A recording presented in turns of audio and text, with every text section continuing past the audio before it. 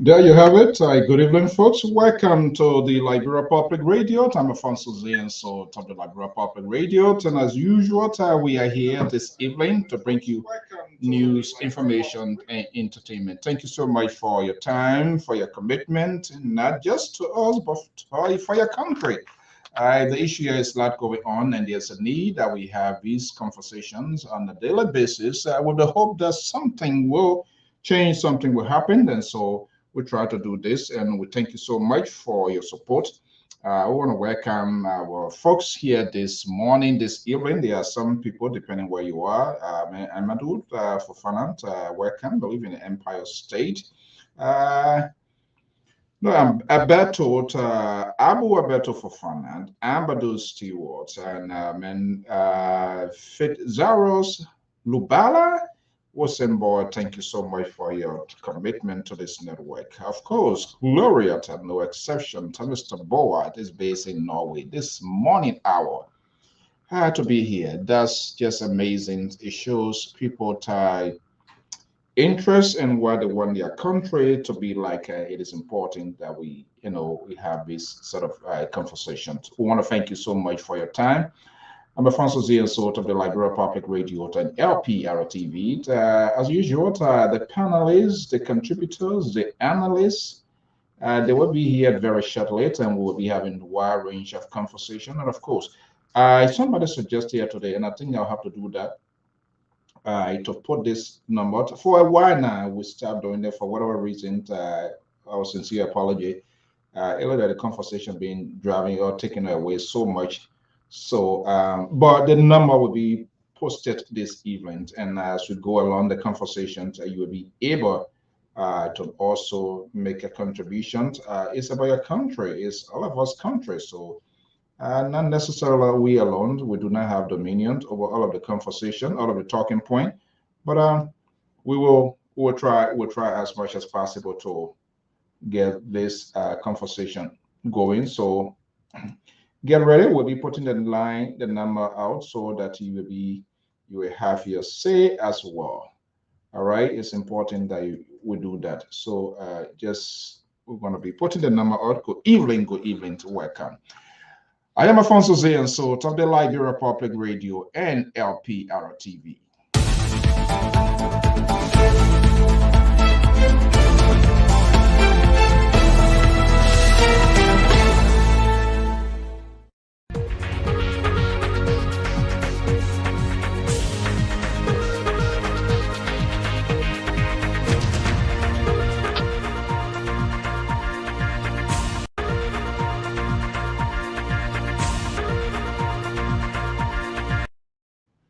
Okay, good evening, good morning, good afternoon, depending where you are. We want to welcome you to this broadcast. I'm Afonso Zienso of the Liberia Public Radio and Lpr-Tv. Thank you for sharing your evening, your morning, and maybe it's our afternoon with us. There are a lot of people to other parts of the world joining us. Thank you so much for your commitment. You so much love your country, and just by being awake, it is a clear indication you want to say good things to happen in your country. And so all of us have to form this sort of collaboration to have these conversations. But don't get me into right. We will not be on course. We will not take the same path. There will be a diverse conversation. So you will have your say. I will have my say. She will have a point. But the ability of us to even talk about the future of our country in a different form and context is a clear indication that all of us voices must be heard about our country. And this is why we here always encourage you and let you know to take charge and be able to be the decision maker for yourself. Let us define these politicians. Do not allow the politicians to define you. It is your vote that they are depending on to get to state power. This is the building. This is the building. All the controversy, the headache, both of you, me, us, all of us are having, this is the building. Executive Mansion, that's the official residence of the President of the Republic of Liberia. Definitely you want to go in that building. Let's be honest, we know why it comes with. And so, our son or daughter do have the right. But it is time that we ask questions, their authenticity, what they bring to the table. Is it the same old thing and they just tweet one or two things from there, but everything is ambiguous? They don't tell it precisely how they're going to do it, how it's going to be handled. Are we having the conversation we should be having? Are we holding politicians accountable? Are we holding ourselves accountable to decisions that we are making? It's a two-way street. We also are greater portions or can share greater portions of this. And so we have to do it. Well, we know what's happening. I've been monitoring different media outlets, talking to people inside Liberia, to other places, and the talking points is diverse, and that's how it's supposed to be. I listen to you, you listen to me, we listen to her, we put them on the table, and we have an honest conversation. But if we can just remove ourselves from the picture and take a holistic approach to these issues of our concern, I think then we will do our country a favor. But I think for the most part, ourselves, our shadow, I kind of like deep into the conversations, and so we are taken away, and we forget the country called Republic of Liberia because the country has to survive. And so when the interest of the country is put first, there's a possibility that we will do well. Because anything that we put our hands into, we say Liberia, Liberia, Liberia. It's not just talking about it. No, it has to be perfected into action. Liberia first, Liberia second. This is our only country. It shouldn't just be a free talk because you don't pay a dime for it.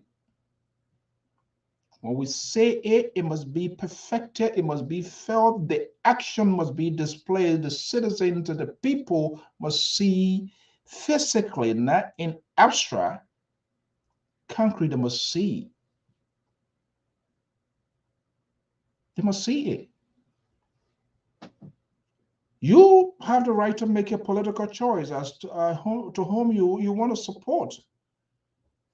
But in the process of making that choice also, you must take into consideration you are deciding for the fate of the country, Liberia, your country, my country. But if we do not have a real thought about our country, and say, well, I'm putting this guy there, I'm putting her there because or what I'm going to get for myself. Yes, politics is all about interest. I am fully aware. Mr. Blair, welcome to this talking point. But it's time for us as a citizen to take charge. Why you think Uncle Sam always, not only Liberia, most of these countries, when something happens, say, well, the citizen must take responsibility. They're not going to go there to go vote for. Or George, what his name said, Joe Biden is not going to go in Liberia to go vote. And even if you are granted that permit or that permission in violations of the Constitution, it's just going to be only one vote. And that vote is just insufficient to make it right. So we, the citizens of the country called Republic of Liberia,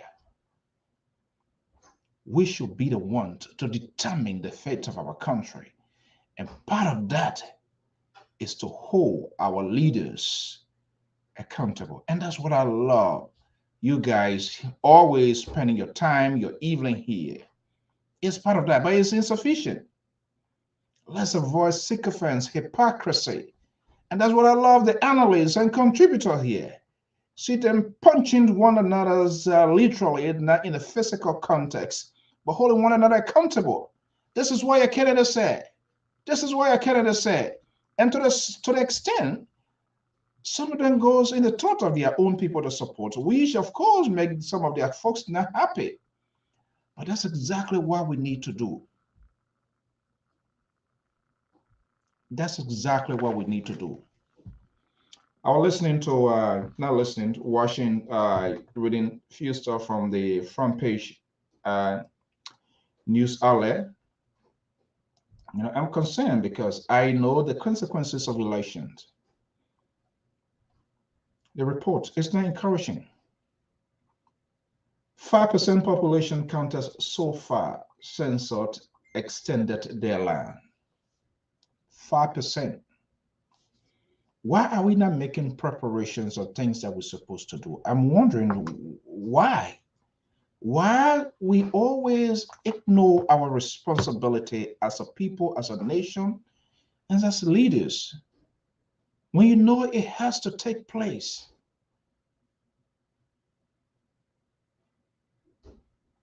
And we just talk and talk and talk and talk. Nothing is being perfected into action for us to feel it. The executive branch, the first branch of government, the new election will be held 2023. The issues of the censor that will tell us exactly where we stand as a country, as a people, that will give us a broader perspective of who we are and what we represent, and potentially how we could get out there to the international community to tell them that we are growing, we are a growing nation, that the population, that there is an issue. The populations of yesterday in the last 10 years census is not the populations of today. That would be the justification that we will put on the table. And the only way we can have that done effectively is to present something tangible, something concrete that experts, donors will see. Well, 2, 3, 5 years ago, like most of our population were maybe what, 4, 5, 600,000, whatever the case. But now it's almost 60 or 40% of the country population. Just for discussion purposes, I'm putting this figure out. Oh, yesterday, Bone County, there was only one high school, but we are now saying this is the population. The population has risen significantly. There's a need that technical or for some sort of technical institutions is erected, is built. Yes, the one community college, one or two, you can check, is there, but we need enough. And the only thing that can justify our argument with friendly government is to know, to bring us to speed where we stand as a nation and as a people. The conversation is about to get underway. I am Afonso Zion, so stay tuned. Let's get a ball rolling. We are talking Liberia, and feel free. We'll try to put a number on you this evening.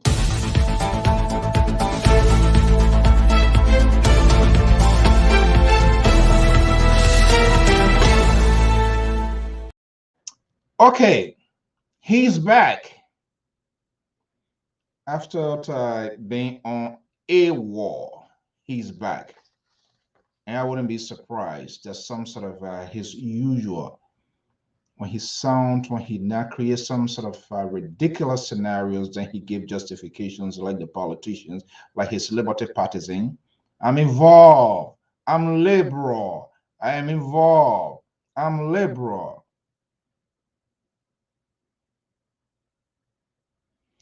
As of today,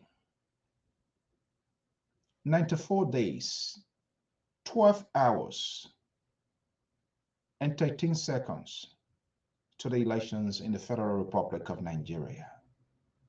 When you go on the INEC website, let me bring in the Liberal Progressive here, so you can see keeping in Pohin because he missed a complaint. The Liberal, good evening. Good evening, Mr. Saul. Thank you for having us again this evening. Yeah, good to see you. Good to be back.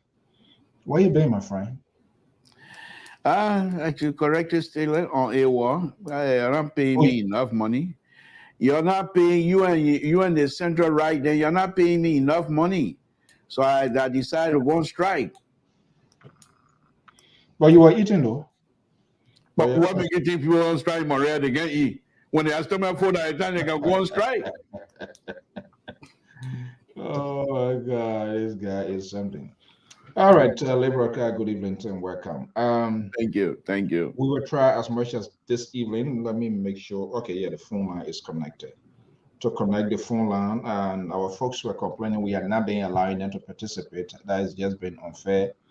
They are used to it. We can't just be talking. Nothing is for them to also critique our arguments, our points. So it's better that we have this thing here. So it shouldn't drive you nuts. It shouldn't drive you crazy this evening. But I'm very concerned here, and you can also bring out the fate of the elections is hinking. Less than 5%, according to what Front Page is reporting, less than 5% counted with all of the extensions and all of that. And we know all of the hurdles involved.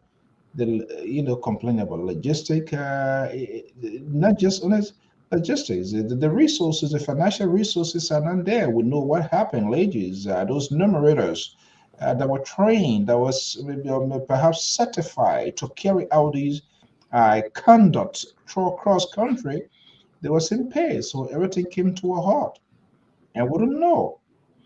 And I talked to a few people inside Liberia. The major holiday is on hand. People are worried, friends, families, they're calling. We don't know what's going to happen, or we'll not get paid. If you can help me just to eat, And these are things that they are paying for, Christmas is coming. New Year after Christmas is New Year, and everybody deserves to have a happy day, to have a dinner on their food, on the table.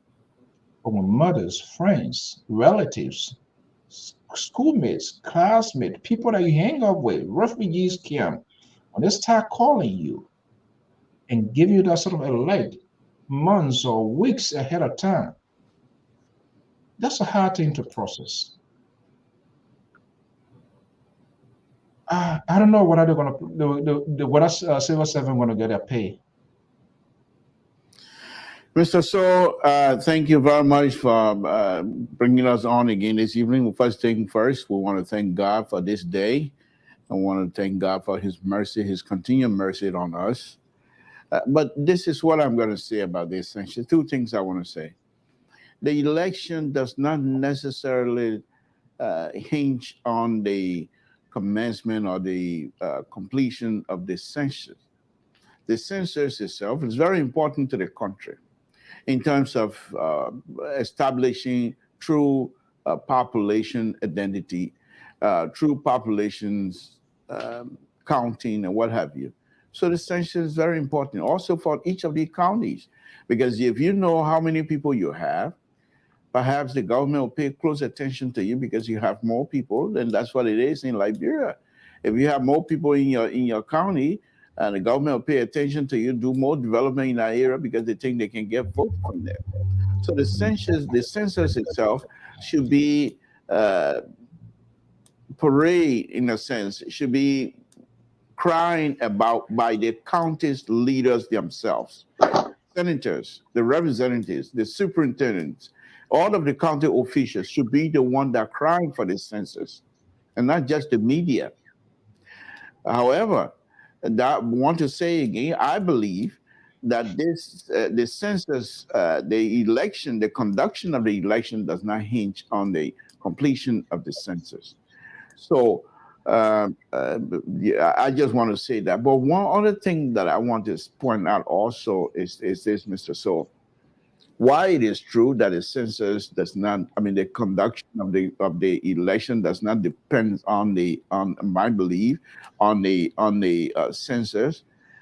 It is very important to have that because you have people from other international community that have helped you to carry on these functions. And if you are not able to have these functions carried out effectively as a government, as people, and let us don't just hold the government alone. What is our own responsibility as citizens of the Republic of Liberia? What is our own responsibility as leaders of these various counties? What is our own responsibilities as senators, representatives of these various counties? They should recognize how important the section is, the census is. So at least if they were to put together and have one voice on this census, One voice in terms of what? Sister, good evening, welcome. well, in terms of establishing the importance of it, and What have are you all of the talking about? senators speaking through their leadership, have all of the representatives speaking through their leadership to inform the government that these things must be carried out. But when one senator starts speaking about it, the other people cutting their legs around it and say they're trying to politicize the entire census process. And how do we get anywhere? We going nowhere because we ourselves, the citizens themselves, they should be able to understand that because of low census, you got people leaving from Grand Gita coming to Monrovia because Monrovia is where things are happening. But if you have good census in Grand Gita that show population growth in Grand Gita and the surrounding chiefdoms and districts will be able to be targeted for development, So, thereby keeping your people in your county. look, you ready to start again this evening? This is you. Mr. So the liberal, you cannot hold this particular liberal progressive at a specific position. I'm not a standstill guy. I Okay. evolve, Mr. So, and you know me very well. You know me very well. I'm not here. Okay. Look, All right. well, Let me know you. let me just tell you this. If I see something that is not right, I will speak to it. That's what I do. I'm a liberal. Okay. Sissy, good evening, buddy. Hey, how you doing? Number. This guy so early today he ready to spin people hair in this place. I don't even understand what he's saying. The citizen, yes, there was a holiday. There was a proclamation. People stay on. I don't know what else you want them to do. There are people who are there to facilitate, to provide the logistic, to have the process executed. And you coming out here. The last 2 days we were saying here, we had a very good conversation. You coming here this evening now to throw everything downhill as if we are not been having a conversation. But I'm going to come to you. Sese, look, I am concerned with this sort of figure being reported by a front page, less than 5%. Something told on the other side of the world, you're like putting a foot here and taking the oh, it's not something with the election, but at the same time, we gotta get to the international community. Oh, people living from one place, migration coming here. That is a different thing. Put the process in place. Then you provide the education, the downsides of people leaving their country, making other country population to rise. How is disadvantage their country? But you are involved. You say in your word, you are unstable. So it means everything just everything, yeah. Don't do that to us. Cecil, let me just bring you in. Looking at what is being reported here and all of these things we've been talking over and over and over, is now settled down. You as a teacher, you have teachers in the country, Christmas is coming, pay, all of that. So it's like more problems going to be adding up. I don't want it, but most likely that's what we're going to see happening. But so good evening. It's nice to see the liberal back. I think he worked for Legends now because he's on strike, right? He said he was on strike. So a Legends employee when the man striking, Definitely, man, you taking pay, then you say you're on strike. the reason, if I'm paying me out there, I'm paying the man. We are paying the man. They don't have good conversation. And I agree English. Also, there are no pay to you to be bringing. but Oh, my but goodness. on a serious note, though, the census, I agree with Mr. To, is very important for developmental purposes. That is why it is the National Housing and Development Census. But I want to disagree with him that it's not tied to elections because there is a statute tied to the census that talks about how electoral districts are formed.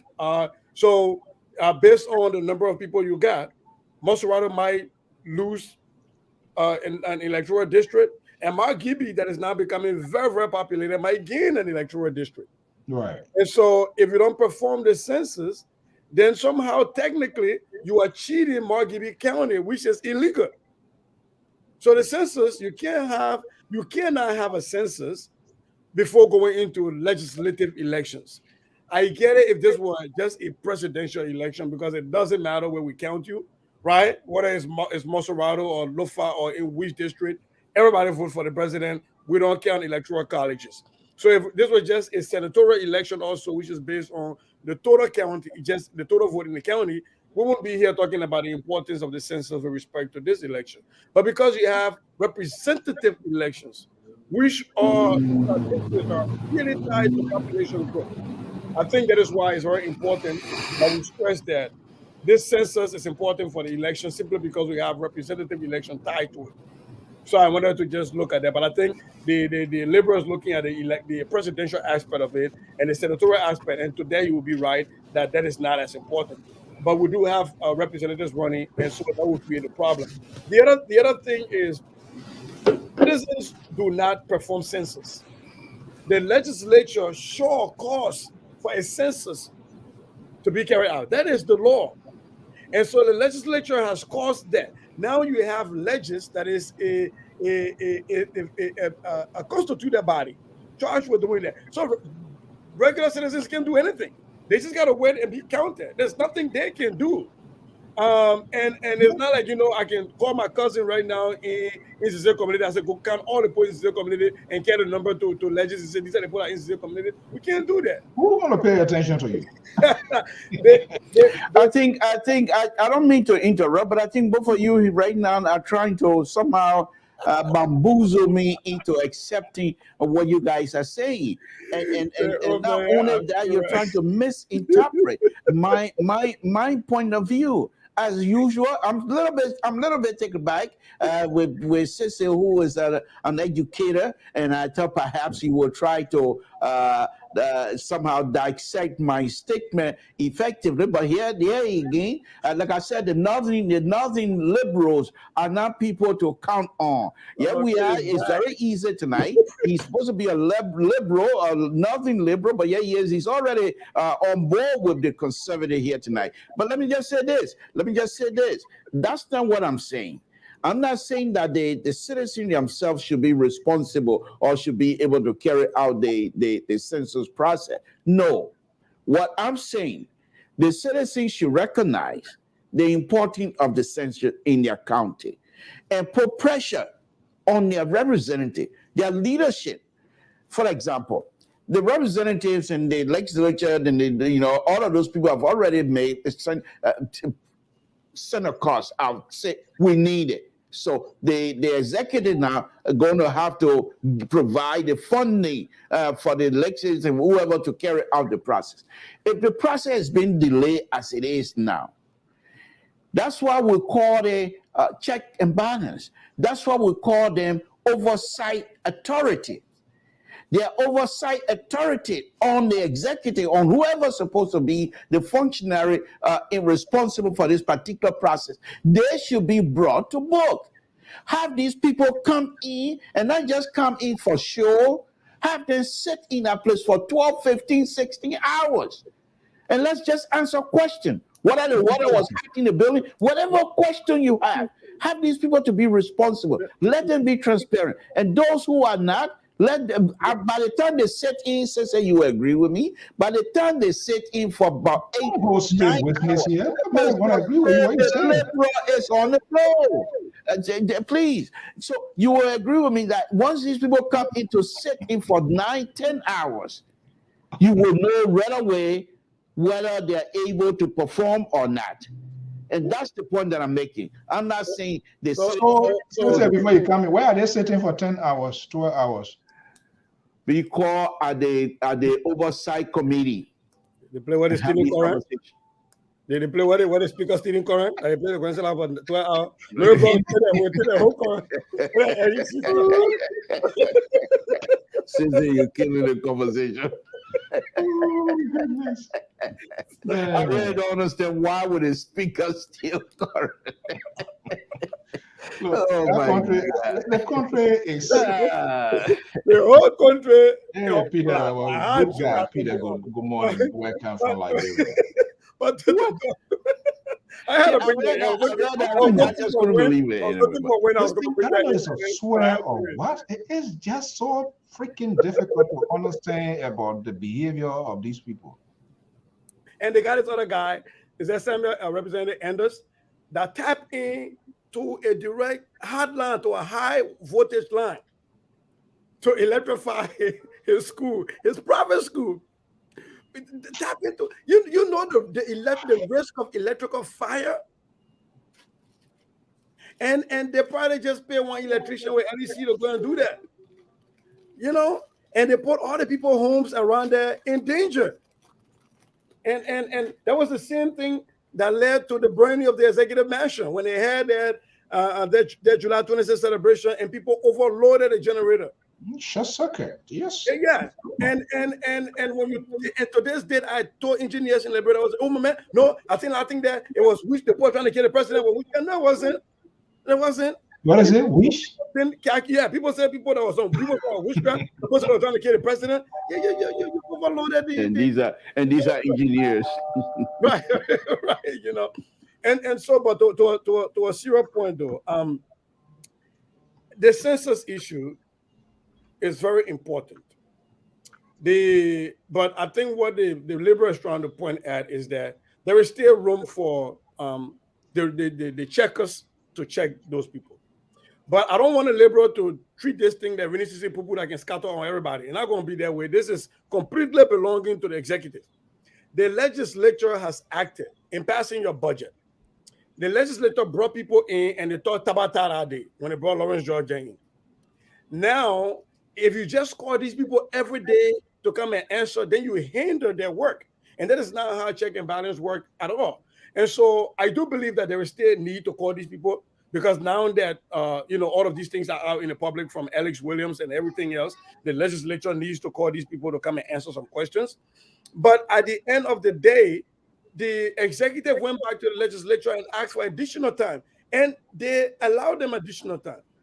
Here is where I am frustrated with the legislature. When the enumerators were hired, they were hired for 12 days. They'll be paid for 10 days, but they're hired for 12 days. On a set budget that was passed by the legislature. Now you go and agree to extend the time of the census. But you did not vote on additional money because now imagine you're asking these enumerators now to work beyond the 12 days that you hired them for. So who's going to pay them for the time they're working beyond that time if you did not ask those questions and you just passed the extension? Right? So I think to this, I think the Liberal got a point that this was gross ineptitude on the part of the legislature. If people are going to be paid and these people have to do this work and somebody's coming to ask you for an extension, you have to look at what is the budget going to be because there has to be a budget for that extension. Otherwise, people are going to protest. They're not going to be paid. They're going to protest. And remember, we're using another country's tablets. some of them might not end up going back to Ghana. Some people seize them if they don't get paid. You start buying that thing at the water center, or say any sensor tablet. Watch that, because that will be the situation. So I think, to your point, Libra, I agree with you on a serious note that the legislature has to take this seriously. There were critical questions. Yeah. And today, when you look, just real quick, when you look today at what the vice president projected on the screen, and they're on the countdown to how many days they got left to census, they had 99 days left to census. 99 days left to census. Well, even the extension that the legislature gives you is not 99 days. So if you hire people for 10 days, but you're pushing them to work for you for 99 days, where are you paying them from if there's no extra budget? So I think it's time for us to maybe the media will slow in doing this. We are not forceful, and I think Kai made that point. I'm getting to realize, despite of all of these problems coming from the executive, but the first branch of government, they are killing us. They are killing us. Their inability to really put issues on the table to address, to set priorities. All of these, both houses, they have committees, special committees, select committees on different autonomous agencies, even the elections, concession, infrastructure, all of that, election, and all of these things. So, Mr. So, let me take on that point, Amini. And here I will bring in Cece Goodman, Councillor Gonglo, into this conversation now. Why you can't bring the likes of Councillor Gonglo, highly educated, young man who has fought for Liberians and Liberians for years in, years out. In fact, there's a slogan in Liberia, I believe they call him Lpr-Tv. That was the first term that was used for another guy called Chessing, Joseph Chessing. Councillor Gonglo, I've always gone into this not for the money, but for pure justice, so that people will have justice. It doesn't matter whether you're poor or rich. But here's the point here. The like of Gonglo and the rest of the progressive has failed us miserably. When I keep keep making this reference, and there's nobody going to dislodge me from that kind of thinking. When these people came from Ghana after the peace conference, this was an immense opportunity for all of us to restart, and those who were taking power to be considered the new founding father of Liberia, because Liberians were willing to accept most anything that is of legal nature. When the time came for representative elections, senatorial election, all of the big book people, everybody want to be president. Nobody want to be representative. Nobody want to be senator. So you have the inept people now that were considered to be inept. They were willing to take this position. And when they went in, when 2005 election finished, they started making laws to increase their own salary. And over the time, in Liberian term, they became millionaires in Liberian money term. And so you coming from the diaspora, or you now in Liberia, by the time you're okay, well, maybe because of my little education and because of my straightforwardness, I can try to challenge. These people got money now. They got money. And not only are they able to manipulate the system, they have friends. They have established root. But that does not mean because they have money, they have established root, their inept behavior does not change because they have nothing to offer to that in our country. As a result, this is what we have. How many times, for example, you're going to do this censorship stuff. Why were they not even called before you call lectures people? Why did you not invite other people who have statistic experience, who have counting people experience, Liberians all over the world who have high experience in it? Bring them in, let them educate you. Before you bring lectures in, you know the kinds of questions you ask, you know exactly what you want. They don't do that. So the Liberal, I'm still waiting for you to lay at my feet what my guy has done wrong. Still waiting. Exactly. He's funny. He going to the International Court of Justice and to indict somebody, and he leaving his own out. This is the hypocrisy. This is the Listen, when the liberal is speaking, you got to listen. I don't have to call Ambassador Bakai to know that Ambassador Bakai fell within us. He's also an educated person. And the statement that I made, it was a blanket indictment. No. You said Gonglo. You call Gonglo. Because I call him specifically because he's one of those. Mr. So the liberal is on the floor. He's one of those who has been in the vanguard or trying to help Liberians achieve whatever they never used to achieve in terms of law and trying to make sure people get justice in our country. He fought for people's right to survive when he was still in school. So I'm just bringing him up. Why was it? What? Let me ask this. Why was it that when the time came that he didn't go to the representative, as educated as he is, Councillor Gonglo, why did he not become a representative or senator at the time?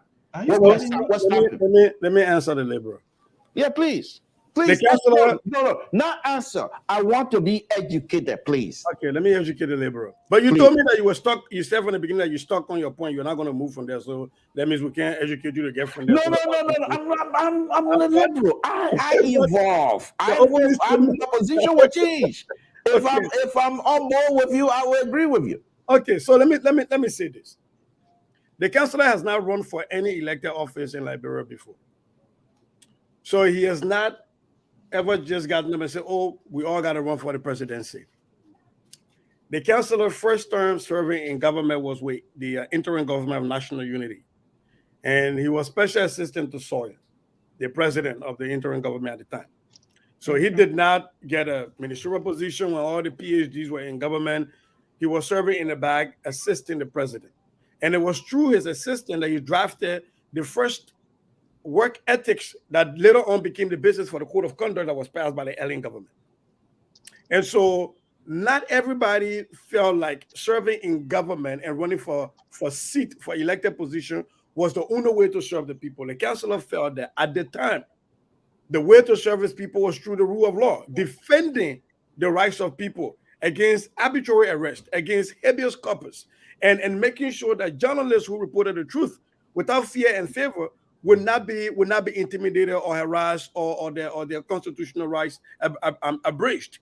And so he fought for those because he felt that was the side. And if you remember back then, you had the Catholic Justice and Peace Commission were also doing the same fight with the Samuel Kofi Woods and all of those people. Because at the time, just coming out of a civil crisis, the rule of law was an issue.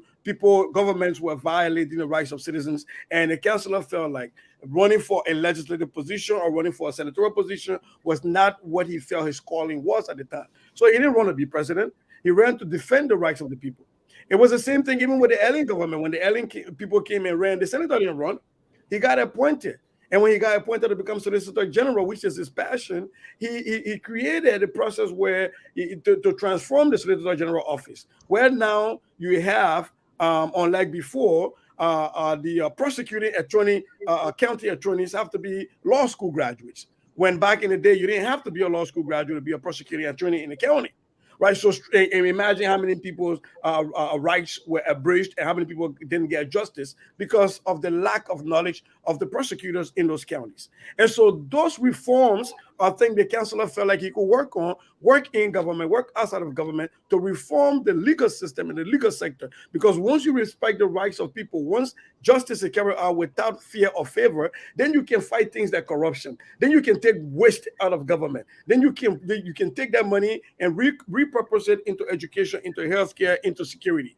And so now Now the senator has felt like, okay, we've done a lot of this work. We set up institutions, but those institutions are crumbling because the people that we entrusted those institutions to, even the Ellen government that he was forced to resign from, were not carrying out ably the functions and the requirements of those institutions. And that is why he's running right now. So the councillor has run only once, and this is the one time he's running. But he's been working for the Liberian people.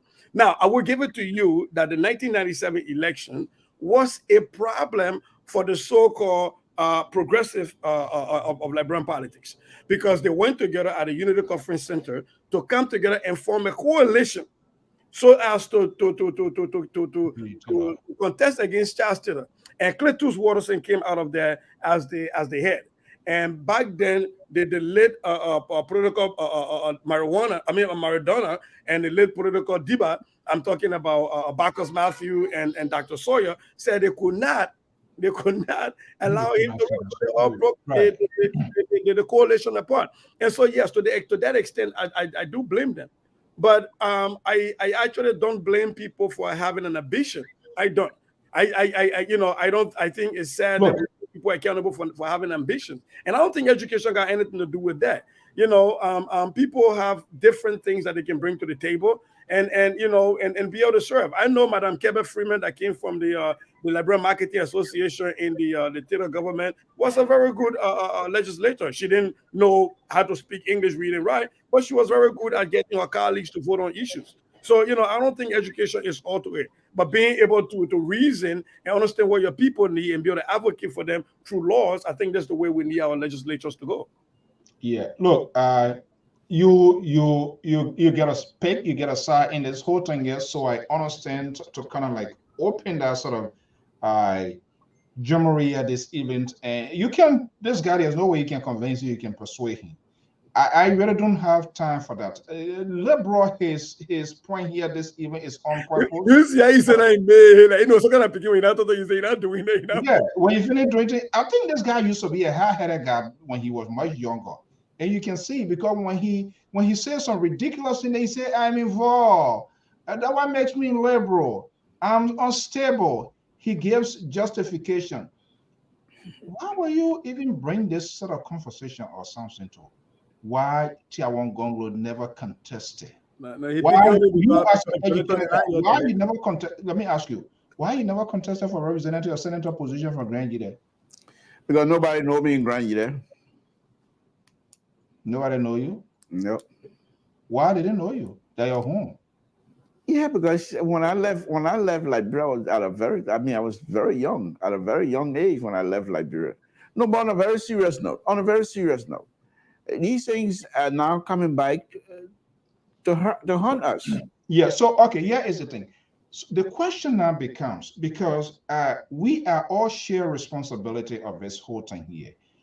I am saying this to say the kind of conversations that we should be keeping, we should be having, we are not having it because folks out there, they have their peg already. And I don't care what you do it. This is a white. It can be as white. You tell them, they say white. They say no. Even when you give the chemical formula reason that makes it white, they will say no because they have somebody. They already wake up 7-8 months ahead when Sissy has not even declared his intention. They say Sissy is the guy that we are carrying. Now, what is you got? What is the fear? Because this is not about. We see in this, and sometimes, we made this comparison because we kind of model the start of Americans' democracy and things that they do and stuff like that. And most of these people are here, so we expect them to know better. But I'm getting to realize now that this is quite. We come and give these guys 6 years, 9 years of authority to make decision for us, because as long as they are going in there, whether you voted for them, you for that party. Their decision is final. You and I are not going to go to Capitol building to go into session when they are having debate. I don't know whether they can even have the debate. That's a serious concern. How can we change this narrative with voters, with our brothers and sisters, with electors? But it's difficult. I'm coming. Please, 1 second. It's difficult. It's like somebody say, my hands are tired. Toto wants to walk, but it can't walk. People are hungry. Poverty is over the roof. family in large numbers needs to put food on the table for their people. So Sese is contesting in law for that and says to get a financial capability. He can twist hair by just putting food on the people dining table. And you're not going to tell people to starve, they're not going to eat. So this is a challenge because of this poor judgment, because of poverty, because of lack of information. Like I said, people are not informed. People coming out thinking, whether this or that, I will do this. Is it out of ignorance? Is it poverty? Or is it just, I don't care?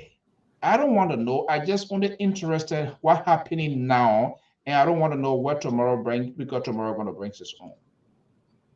Mr. So, I laugh. The liberals sometimes I amaze myself. The kinds of things that go through my mind when it comes to Liberia. Sometimes I just feel like I'm like a political guru. Mr. So, mark this date, and you will see what will happen.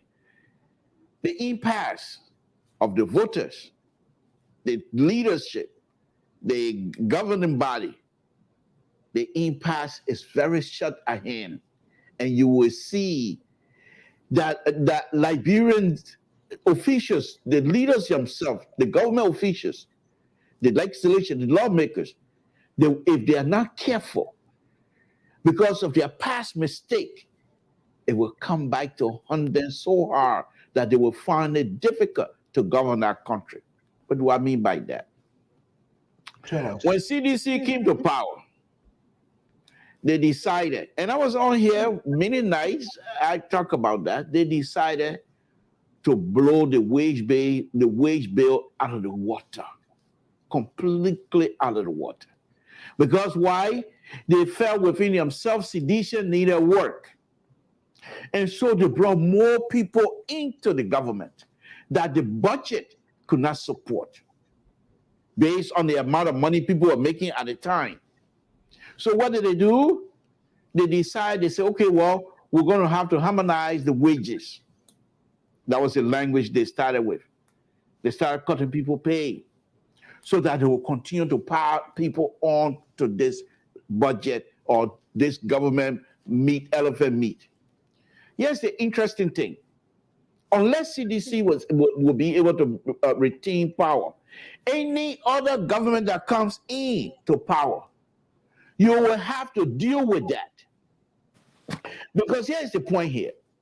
Those who were employed by CDC to carry out whatever function, they are unable to carry it. There's nothing. You go to so many government offices, people say they're not doing nothing.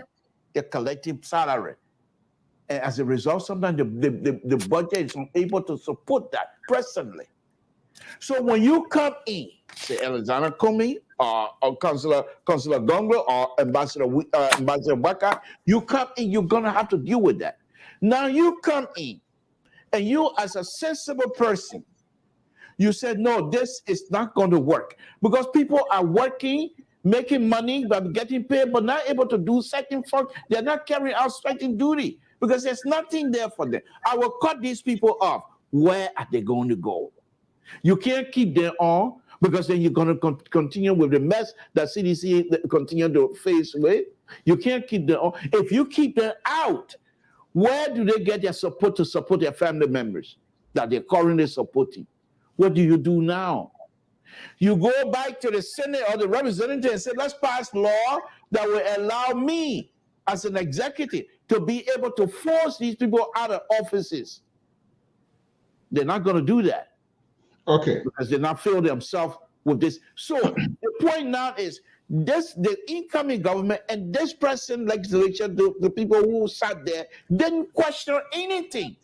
They just agree with the way wages to go up. They just agree with the salary harmonization process. Just agree with it. Now it's going to come back to hurt all of us. So, Mr. So, the issue of what do we do now is not the question. The question is, what do they do? Because it's going to face them. Oh, no, no, no, no. Don't reverse it. Let me welcome Amos George. And this is a very important one. And this question, I'm going to deflect this question to you, to Sissy, Amos George, who already have a political pick. And I've argued that over and over. It is true. CDC came to power and the double the size of government, which is, I'm not a guy of a big spending person, that you know. And this is why we need to be asking your candidates. The same way the red barrels that brought CDC, the blue barrel is what is the same red barrel, the black barrel, the Solidarity Brigade we're seeing now with the ANC, the Unity, your party, Unity, I know Unity Party or Liberty Party, they are bringing. The idea is these people that are chanting, these people that are so captivating, these people that are so energized, chanting, calling battle crowd, they are doing it because their prediction there is something in there for them.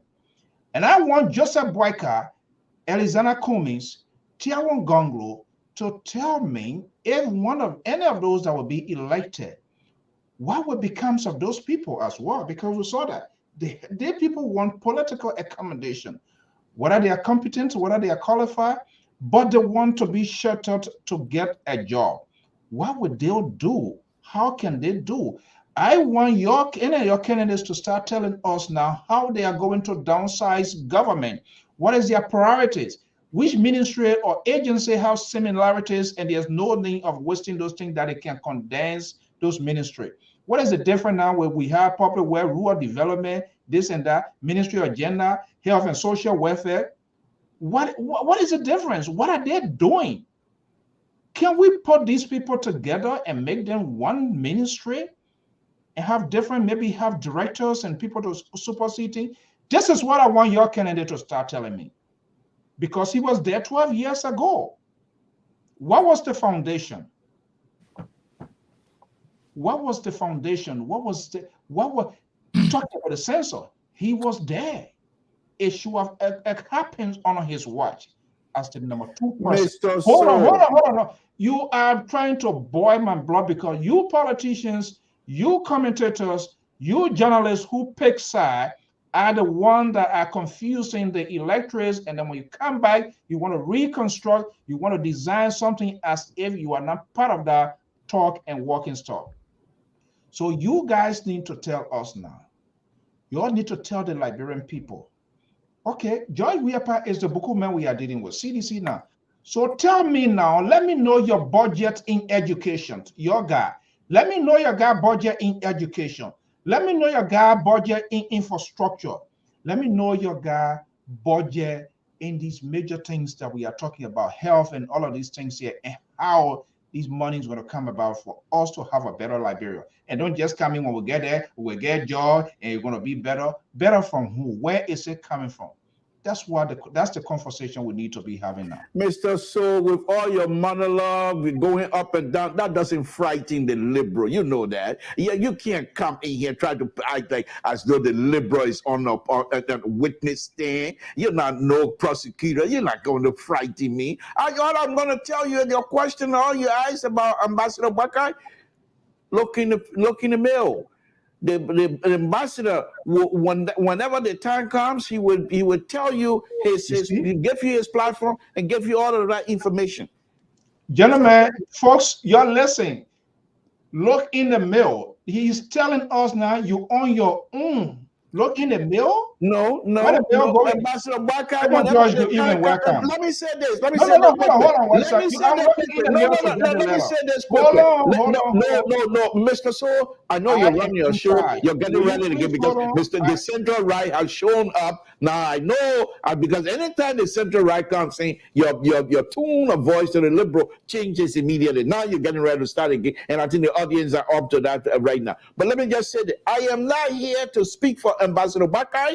They don't know me. I don't know them. I only admire Ambassador Buckeye. Let me say that. Go ahead. Amos George, good evening. Welcome.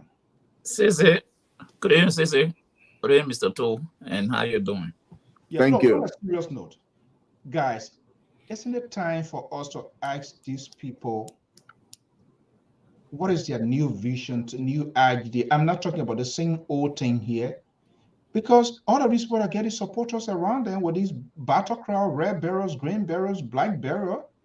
It's that's the patterns of CDC that brought in. And CDC, politically, they were forced to incorporate these people because they want to hold on to state power. They don't want to have rebellions or something within the system because the possibility of seeking re-elections is most likely, and what we are seeing now. Cummins have the same battle cry. Joseph Boyka now have the same battle cry. So what is the difference? Amos George. Yeah, let me say this, Mr. So I think Mr. Cummins has thrown some light on so many issues. Here we go. I'm very concerned about that. But you see, in America, almost everybody that support parties can find some job to do within the private sector. Very few people that run the campaign will go to the White House. Very few of them will go to the White House. Most of the people like us, we stay in our same places and do what we can do. Yesterday, he just told us that he was offered a job to go work with the senator. But he said, no. Hey, I'm teaching. I got a job. I don't need that job. So one thing, and Mr. Cummins is stressing, is the private sector. Because the mentality has always been that government in Liberia should be the largest employer. And which is wrong. But what government can do to cut that burden is to create an environment that private people can invest in the country and they will hire most of these people. But if the government is not doing that, then they'll have to absorb that law. They got to take all the people who are in the street and put them on government payroll and not doing nothing.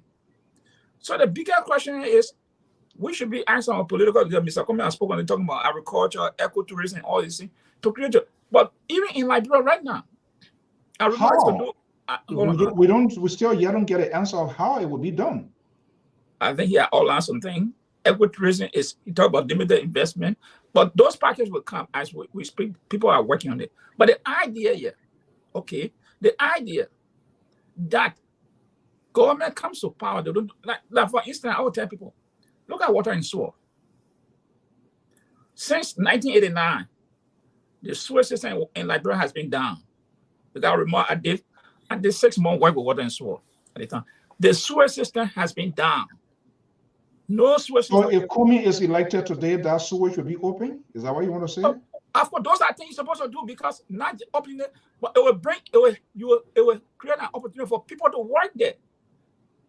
That's an avenue that the corporation can, if you privatize that corporation, the water and sewer, privatize it. Let the business people, private people put their money in it. They will hire citizens to open that sewer system and even expand it. Because that's what these politicians really they make a mistake and just grant us or grant LPR the opportunity to dialogue with these leaders. It will be a very interesting one. Because that sewer system, it starts from Senior Town and it starts at ACS. That's it. Beyond that, Congo Town, all the way, Pinsville, there's no sewer system there. So what happened? If private people invested in that area, do you know how citizens will be employed in that area?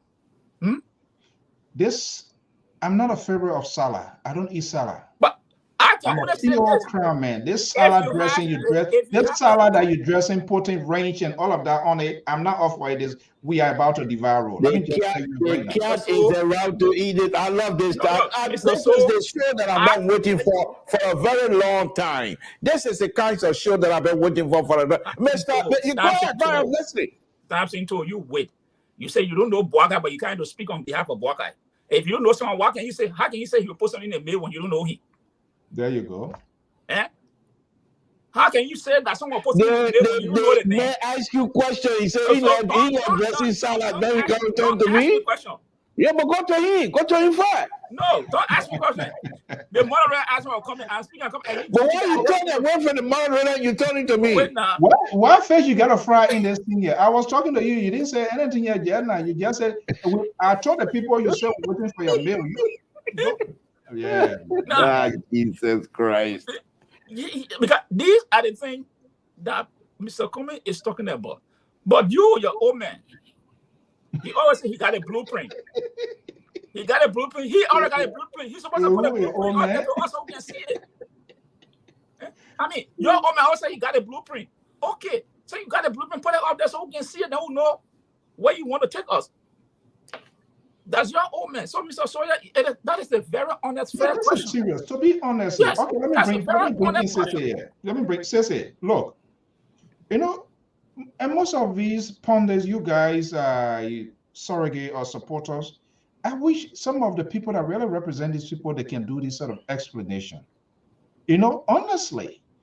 And I think we all need to figure out as to how to dip into the minds of these people here. Their visions, their agenda for the country. There are a lot we do not know about these candidates. They say they want to be president. They want to be president. It's not all about removing. But you had Cummings years ago. That time you spoke to Cummings. Yeah, I'm still waiting for him. Okay, you spoke to him. He now more or less he's a candidate now for a coalition. Yes. But when Joseph Walker had not appeared on this show, Councilor Gongo had appeared, Mr. Cummings had appeared. But Joseph Walker had not appeared yet. So just stay aside. And I think you're going to get say by because Gongo. And by the way, Councilor Gongo said he will be appearing here again. We are working out. Something told he's talking about people that he doesn't know, no idea.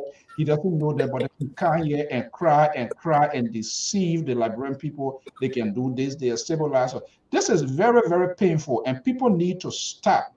People need to stop this behavior. If you don't know somebody, how can you even talk for them? What is their identity? Say, on a serious note, I don't know what we can do.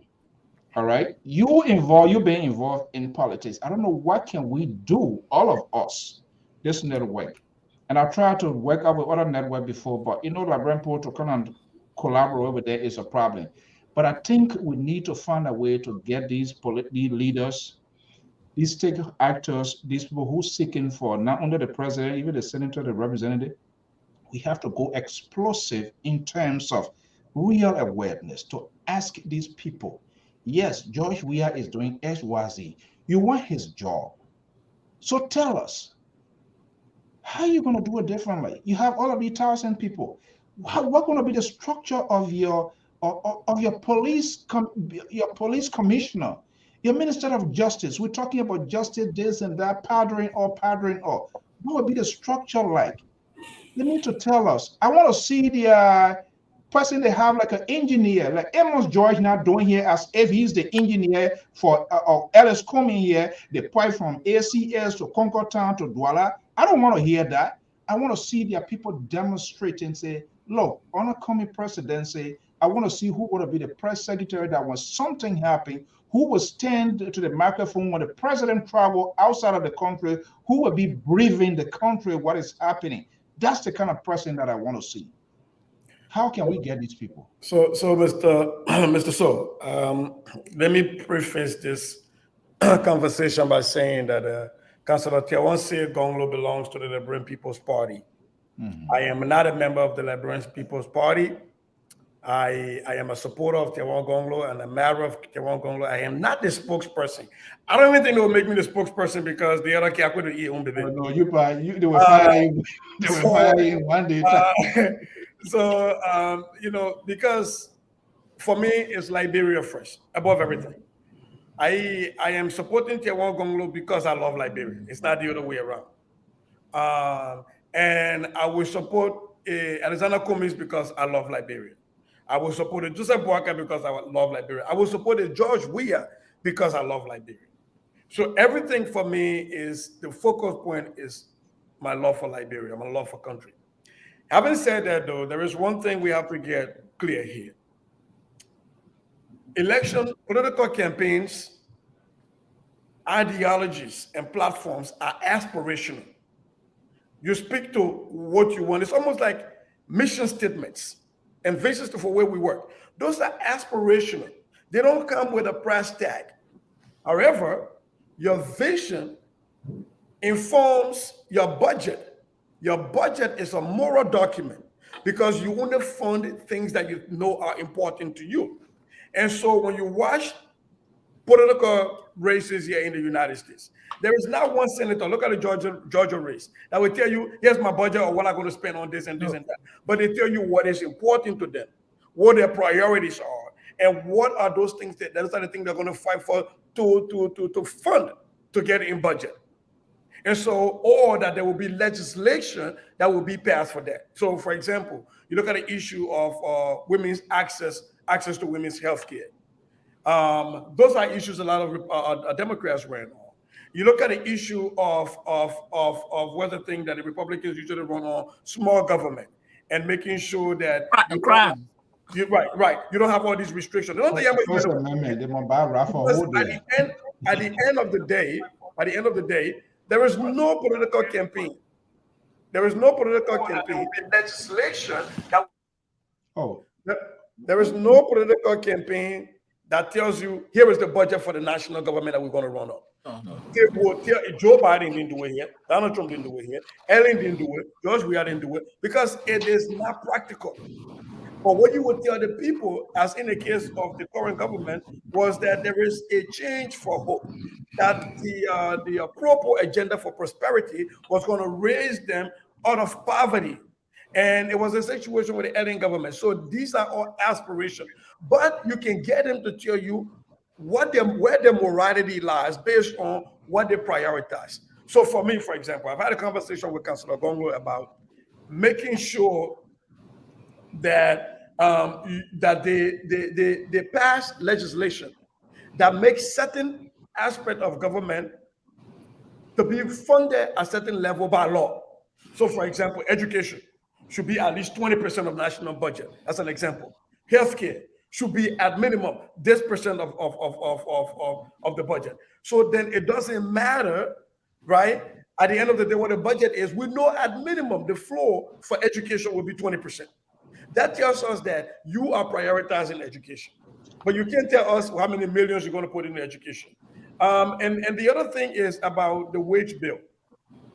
I think 2 successive governments now in Liberia have misused the love and the goodness, the kindness of the Liberian people.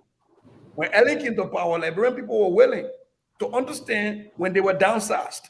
Yeah. In the name of running a lean, mean machine as a government. So that government is not the major hirer of people, the major employer. And that they were going to provide a lot of public sector jobs. And Liberians were going to be able to make more money in the public sector than in the private sector. They're going to make the private sector more attractive financially. We need to find out that they downsized people and brought in their own people and increased the wage bill. And people struggle with trying to understand that. And there was a lot of people here doing the mental gymnastics trying to tell us that what they did was right. And then came the coalition for democratic change. And they did not downsize. They harmonized the people. And they said, well, we need more money to do other things. And we are going to guarantee that as we harmonize you, you will still have a livable wage. And that will ensure that you don't make nobody working for government makes less than $100. Well, we saw the harmonization only to explode the wage bill by people bringing in other people and then adding on to and then reducing people's salary to $50 and $60. The reason you see this pushback against the Weah government for harmonizing, the same thing that Ellen government did with downsizing is because when Ellen downsized, at least if you're making $50, you're getting it every month. Now with the harmonization, they reduce you, but then you don't get it, right? So that creates a problem. What I think a solution should be that we should push people forward to tell us paying for health insurance that you can't even right. So are we going to push these people that are running to say they're going to go back to the civil service law, CSA, return to the CSA, right? Because just because you are elected does not mean you get to hire civil servants. That is not how government is supposed to work. The executive, led by the president, the elected president, has positions that you appoint, but you do not go and hire a security. You do not go and hire an assistant director general if it's not a position that you that you as the president are allowed to. But you see what happens when people move. A finance minister, for example, leaves today, another one comes, they bring their own everybody, right? They're not small number, With them. they're not small number. I'm telling you. And so how are you going to reduce the wage bill? The only thing is you play favoritism. You're removing people that you don't like, that don't belong to your political enclave and your political, and you're replacing them with other people. And so you just swapping people. So you're not helping the process. So I think what we need to start holding people accountable to is to say, look, can you guarantee to us that when you win election, you're not going to fire civil servants? These are career civil servants. Civil servants are career employees. They are there. Those are the people that are making the machines work. So you can bring the ministers and the cabinet level directors and stuff. Yes, those are political appointments. But you do not go and start to hire in civil servants. You leave that with the CSA, and you do not meddle in the work of the civil service administration. But that is still in two successive governments, the Unity Party and the current government, and that is why we got these problems we got. And I think, Cece, that's a very critical point the Liberal and the Pat George going to come to that. And from what I see, my predictions is even going to get ugly than what is happening now. Trust me, if Waka comes in, Ellis Kumi comes in, you see, these little factions organizations, Global Days, Friends of Days, these are all interest groups, gentlemen. To be honest, what kind of friends? They are seeking in the long run, at the end of the tunnel, these people are seeking for political reward, and they will be accommodated. Honestly. But in most cases. I really don't see any problem with that. As long as those positions that they are being provided or appointment position that is laid out in constitution that gives the authority to the president. So the president can appoint anybody from the expense of 500. So first, before Amos come in, what I have problem with, they are not coming clean.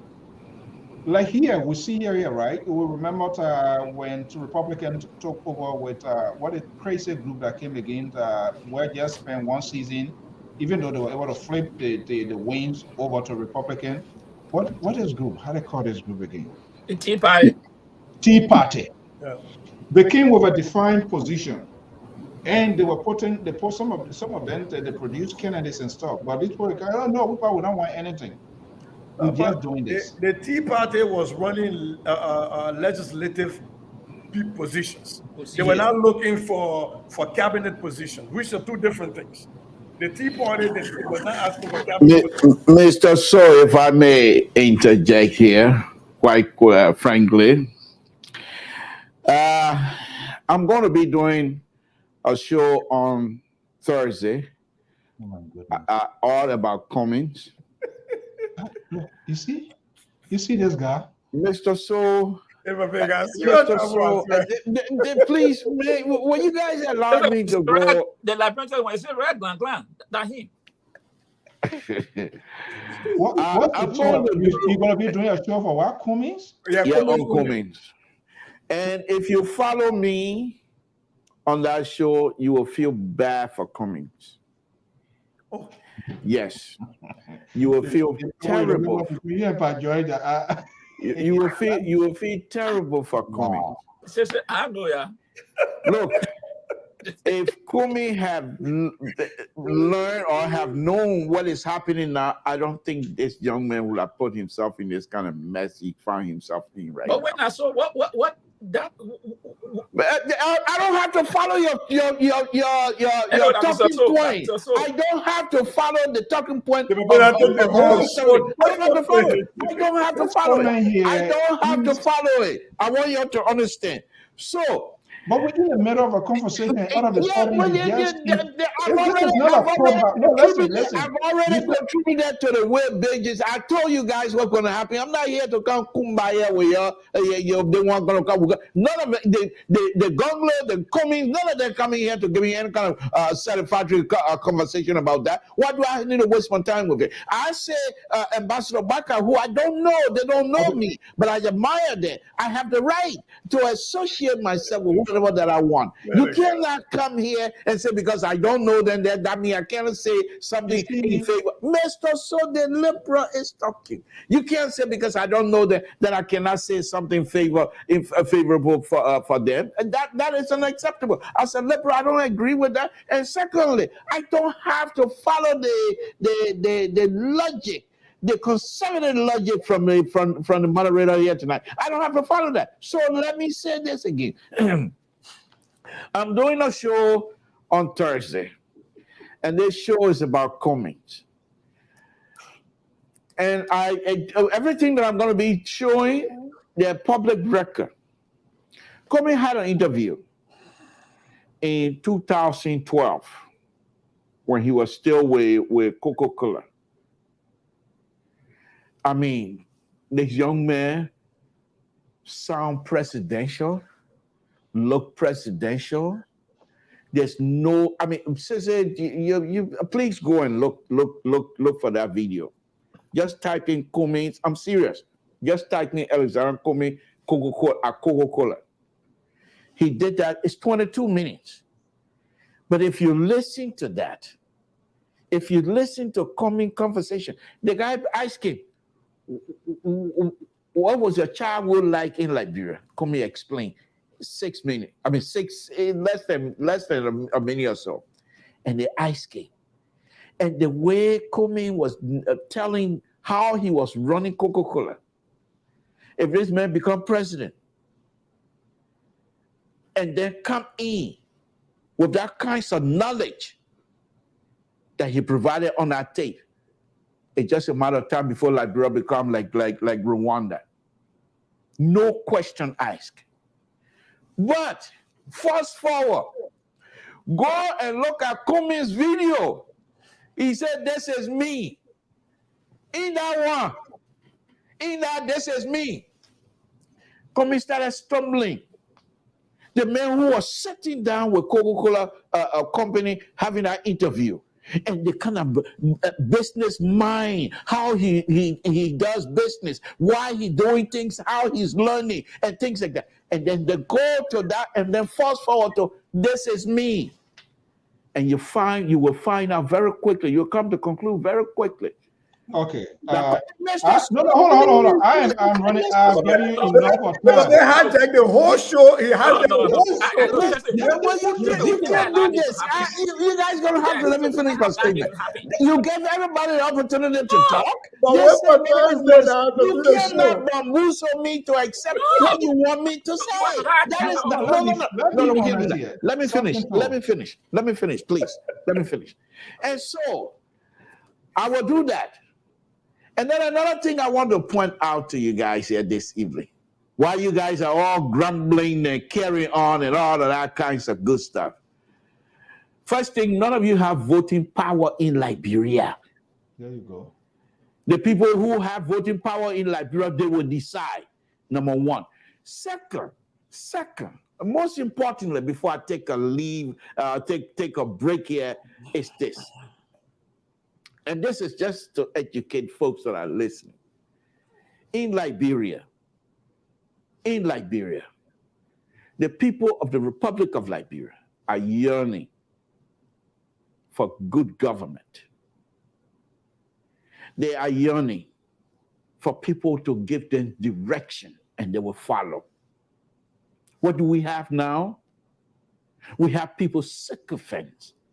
And these are the people that are following the Cummings, the Council of Gongo. There are few of them. Only few that you can say. Let me pick on this. That will say to Cummings and they will say to Council of Gongo, look, this thing, if we're not doing it the way it's supposed to be, I'm out of here. Yes. All right. Okay. So, hold on. So I'm not finishing. Let me finish my comment, and then you can bring the color in. Please, let me finish my comment, and you can bring the color in. And the point here is this. If we have these people to do what is good for our people, I think some of them will follow, and some of us will follow as well. Other than that, I stay right here.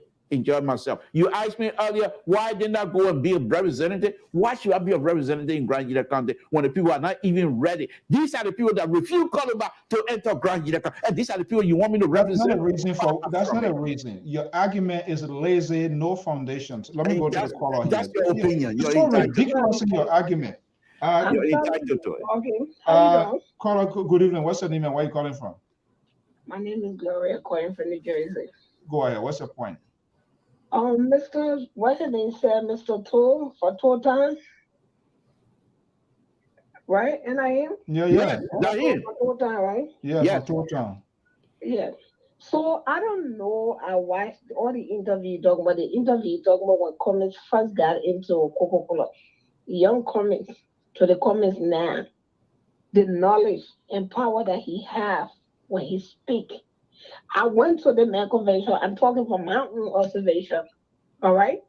I sat there when the man talked. For some reason, all politicians say things, whether he's sincere or not. But from listening to him, from looking at him when he speak, I think he would do well for our country. And Mr. Tool, you forget for Cummings. We will feel bad now. Why can't you wake up Mr. Boyka and bring him on this show?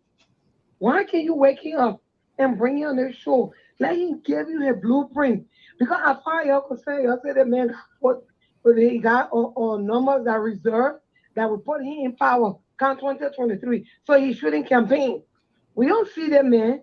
The old man like Groundhog. You only see him when it's time to see his shadow. When Groundhog take him, he come on, see a shadow a little bit, he go back in his chair. So bring in, leave Mr. Cummings. Focus on your candidate. Okay? We're not feedback because we don't run for right. Bring the old man. Let him come out of hibernation. Let him see a shadow and come talk. He's slugging and sleep with like brother, eat with like brother, wake up with like brother, all we hear. But how would do all of these things? Okay? That's all I want to say. So leave our candidate. Focus on yours. Thank you. Thank you. This is sad. Sissy. We are in trouble. If this guy, Samson told, if you give him the opportunity to take Freedom FM or these other networks in Liberia will be in a mess. I'm telling you, it is ridiculous. When he's out of this network for a little bit, but they get a saying that say there's no bad boy for a child. The guy is an old grown man. That's just the lady opinion is just an opinion. It has no effect on me. By the way, I understand, but I mean, your action here tonight is just kind of like, now this is where you people, the surrogate, misses the point, and you never direct your message to the targeted group. You support a candidate, which is fine. Instead of you taking your time of your show to showcase the qualities, some of the agenda of that candidate, guess what? You put it once and you can drink a pound one or whatever you want to drink. You're going to do maybe a whole week research. My guess you're going to be displaying video. You take up time to go to your opponent instead of telling us about your candidate who say they're going to get a road done in how many days? And you, Mr. So I do not have an opponent. I follow people who will help the Republic of Liberia. I don't have anything about it against anybody.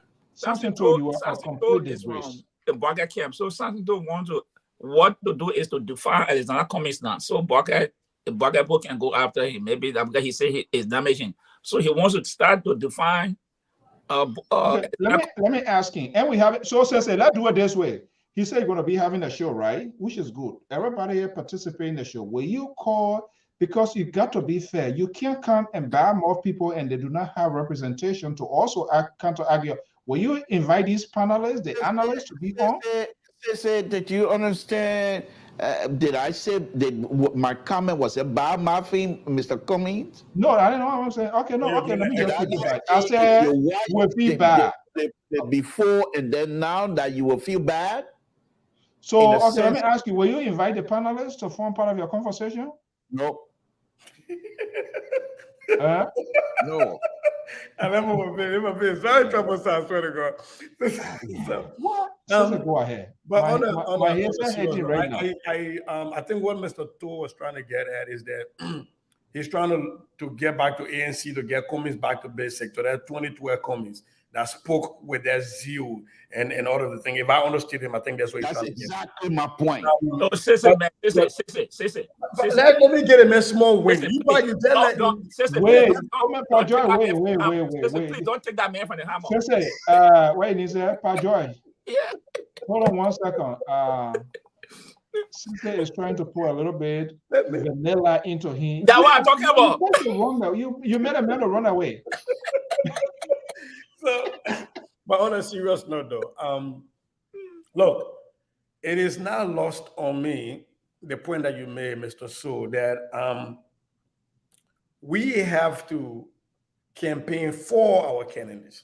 It is not just okay to say, you know what, you hate that person so much, so I'm the only person available, come and vote for me. And I think to the extent that some of us who feel like we can live with a government besides the pro-poor government, because I think the pro-poor government themselves don't even want to be in power anymore. At least that is what I am observing for all of the forced start and their own self-inflicted penalties they're carrying on. But that we can discuss and lay out the candidates we support. How do their plans and their visions for Liberia help the Liberian people? So we can even talk about, okay, and if you are that centered, then it is not difficult to give credit to other people. Like I can say, yeah, George Weah government did A, B, C, D, E, F, G, good. Yes, we give it to them. Yes, we give it to Omer Bwaka when you are in LN government. They did this, that. And yes, I've listened to Alexander Cummings. I actually said that over and over, that I'm actually impressed at how much Alexander Cummings is doing a lot of engagements and getting involved. I can say that without limiting that I still support Tewan Gonglo and think Tewan Gonglo is the best choice. So will you please yield to me? For Yeah, 1 minute, please. So, will you please? I have to disabuse, including the young lady that came out here to try to denigrate my position. Because he will not let me do it on my own. So let me give it to him. My show, Mr. So you cannot dominate because you're moderating. Therefore, the dominating part should be on you here. No, please give us the opportunity. Look, but the man, Mr. So has yielded to me. No. That is unacceptable. Why you want to? Okay. Oh, now you want to bring Russia? You want to be running up? What's the name? Putin right now? No. The man has a floor. He has used his time to me. Why were you trying to say no, Mr. So? Let me just figure it out. Hold your peace. I am in charge, Mr. Jesus. Here we go to the phone line here. The man brought a whole dossier. Let me let you know. What's the name?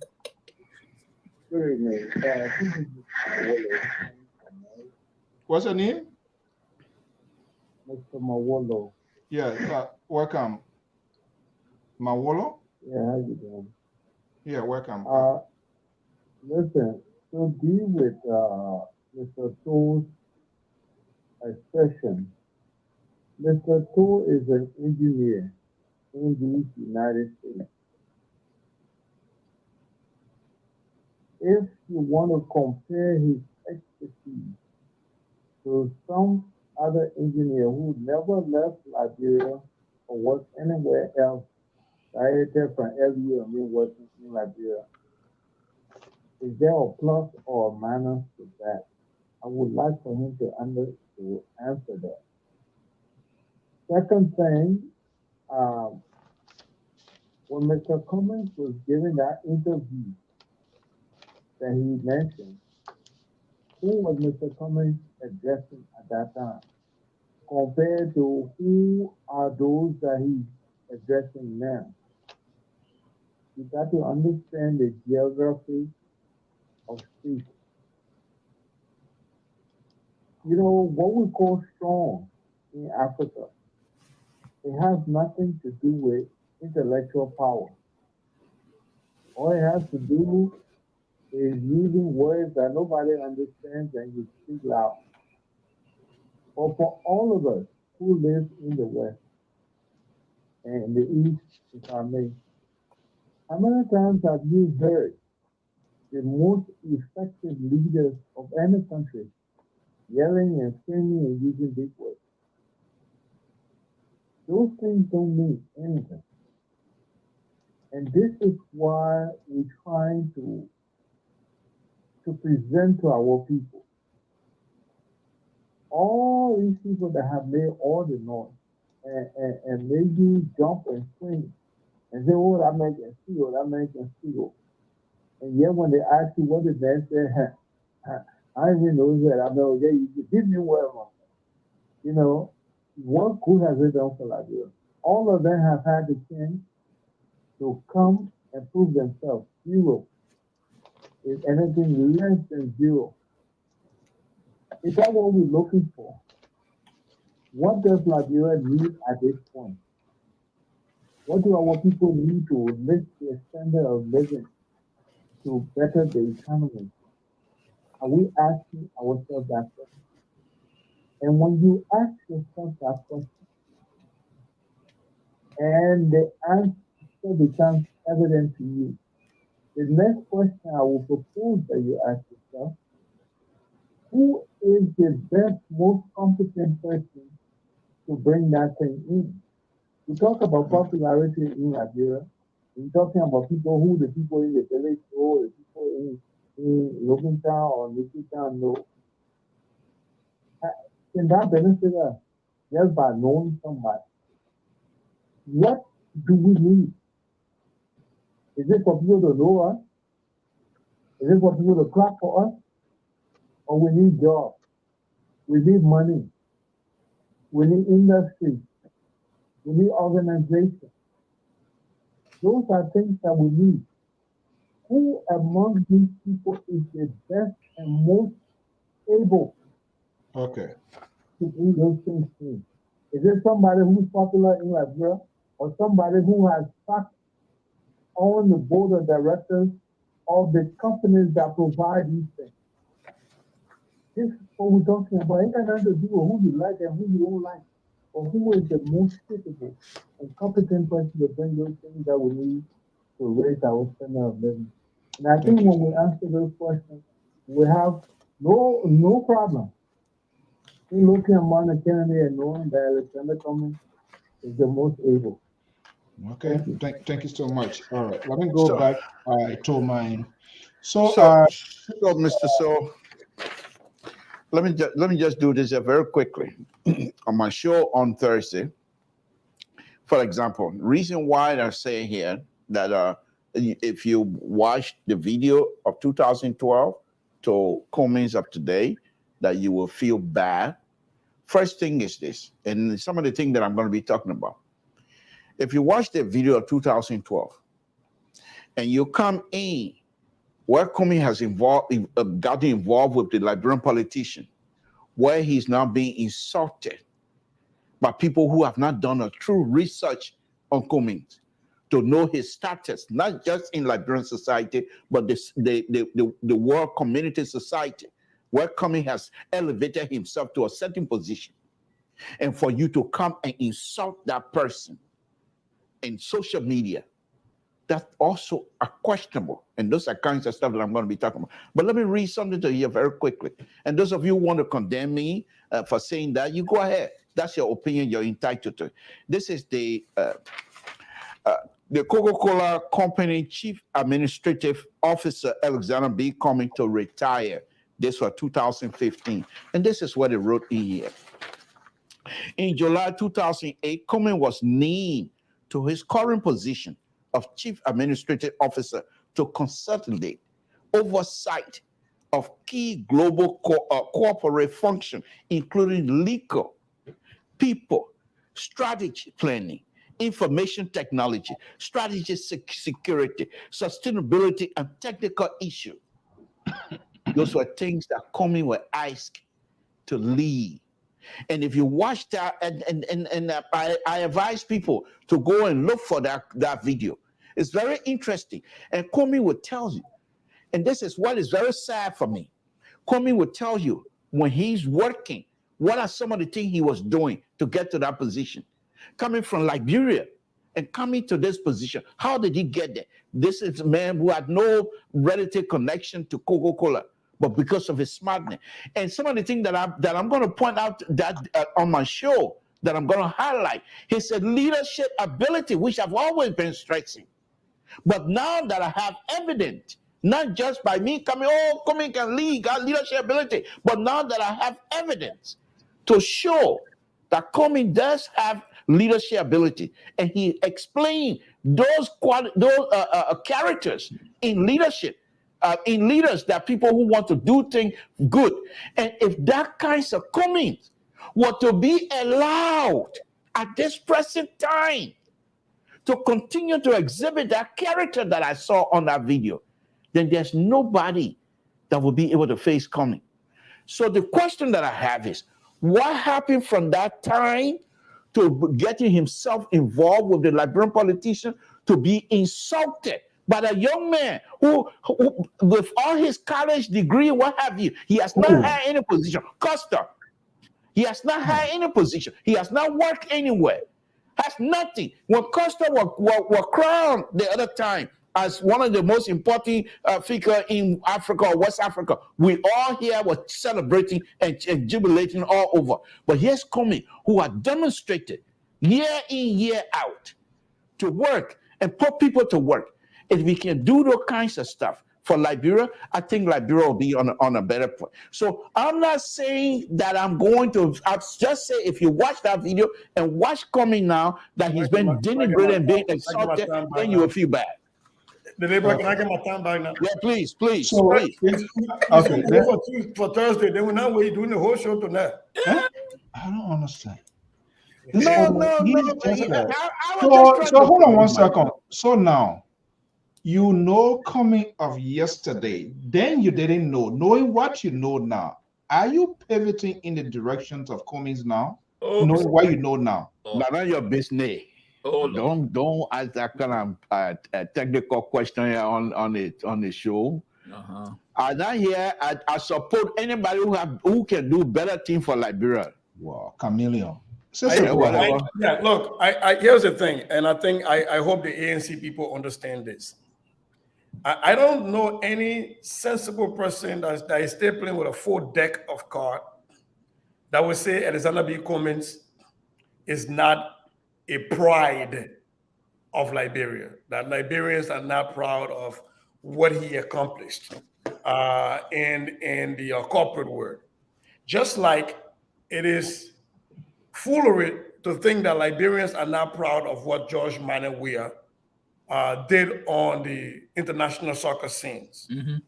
And just like we're celebrating Timothy Weah, by the way, and I've seen people try to push back and say, oh, but they're not playing for Liberia. I say, yeah, all of you name yourself Messi and Ronaldo in Liberia. I know the people, they ain't even related to you. At least the men share some kind of crew blood. So me, I was celebrating, right?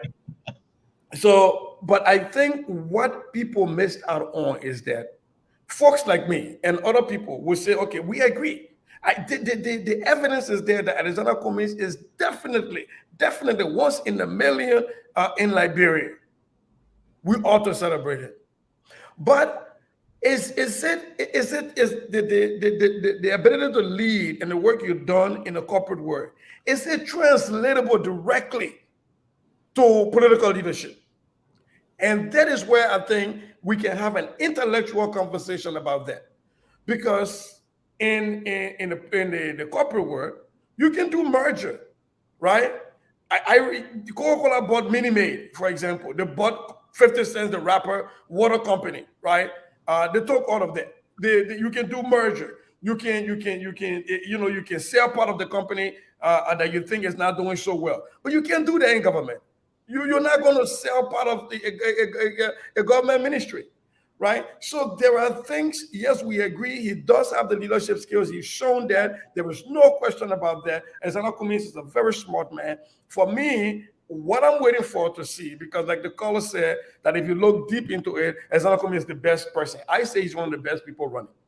But having corporate experience is not the same as having political experience. And we tried that in this country. And we saw the vast difference.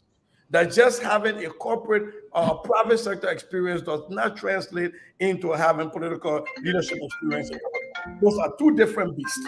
I am not saying Akumis is not capable, but I'm saying at least this is where the conversation is. But I don't think anybody in their right mind will come and say it is an Akumis. But since then I would challenge you to go and view that video. Because in that video, you will understand. Even No. Let's go there.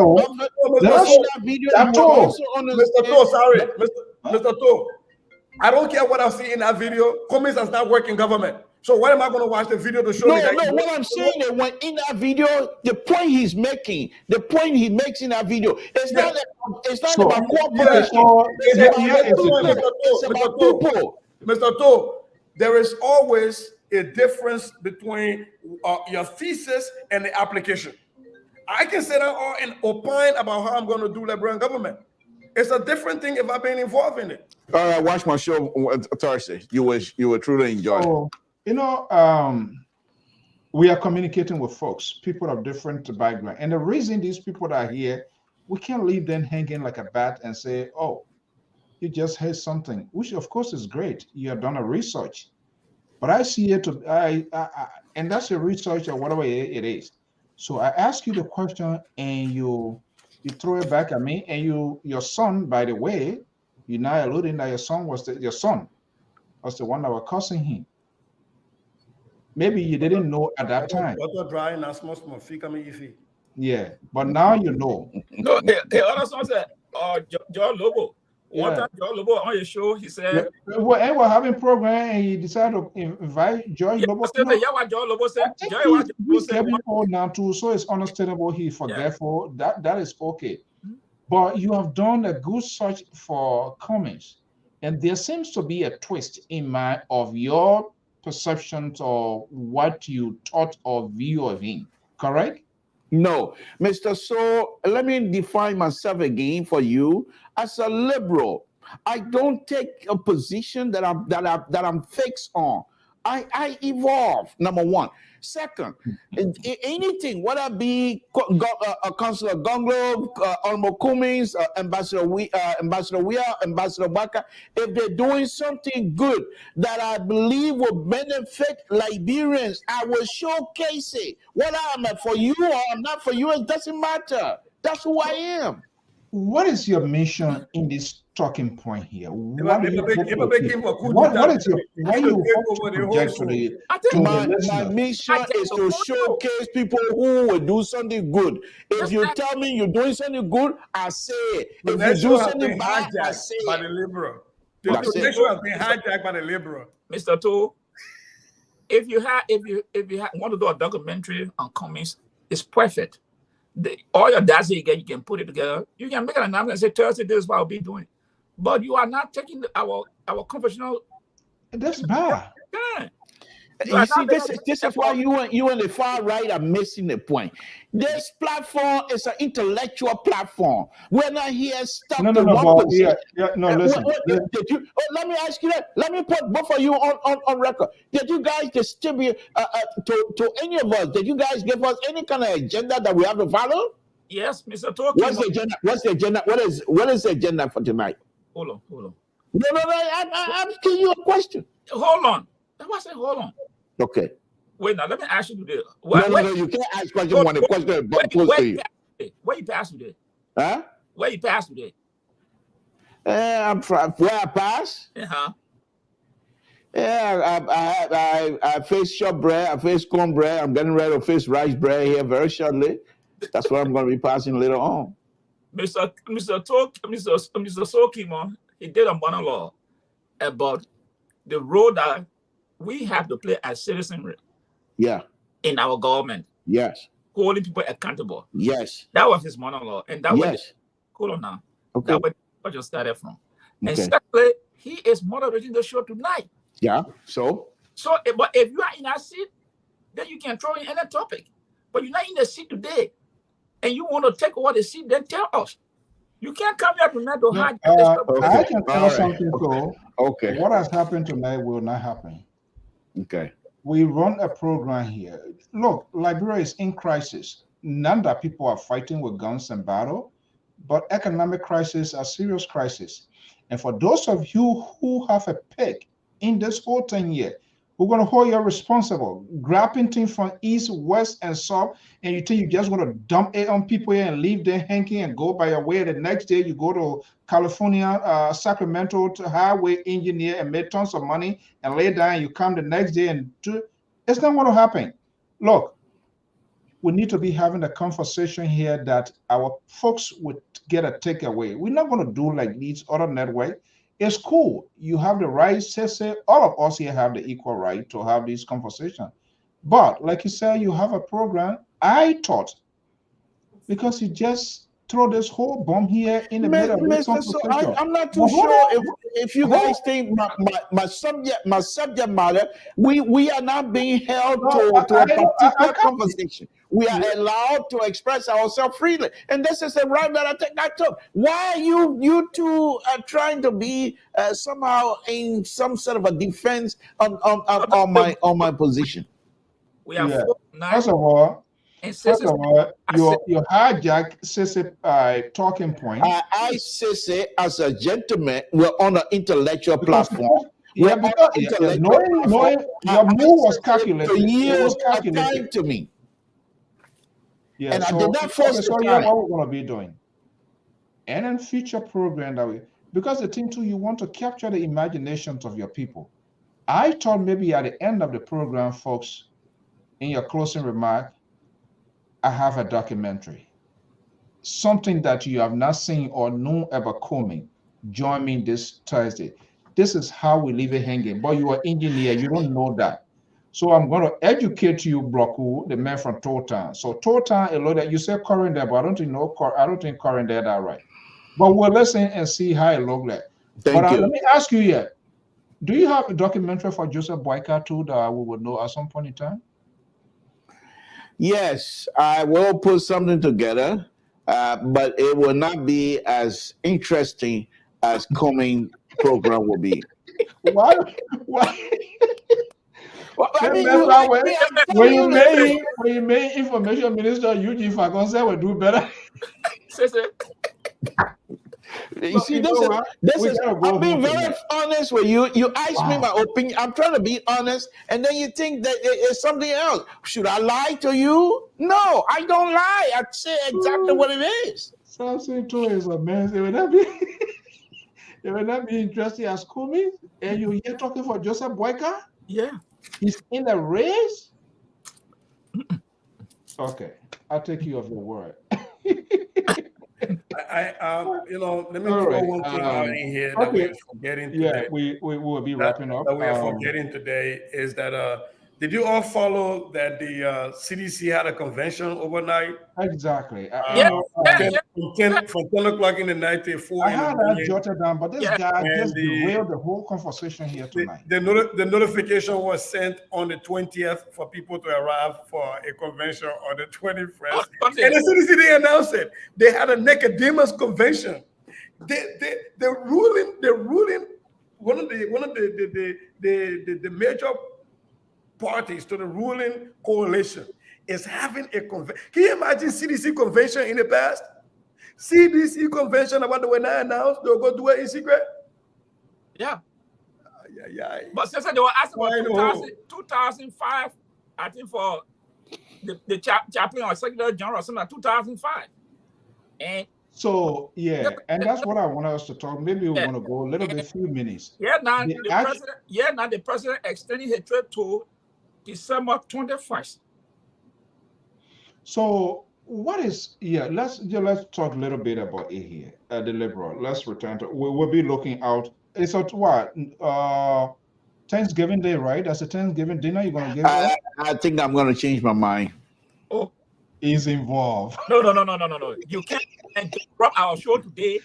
Tonight, then you tell me you change your mind. You might want to have it on Thursday. You cannot change your mind. You come and Mr. Toe, Jack gave the document to Mr. George.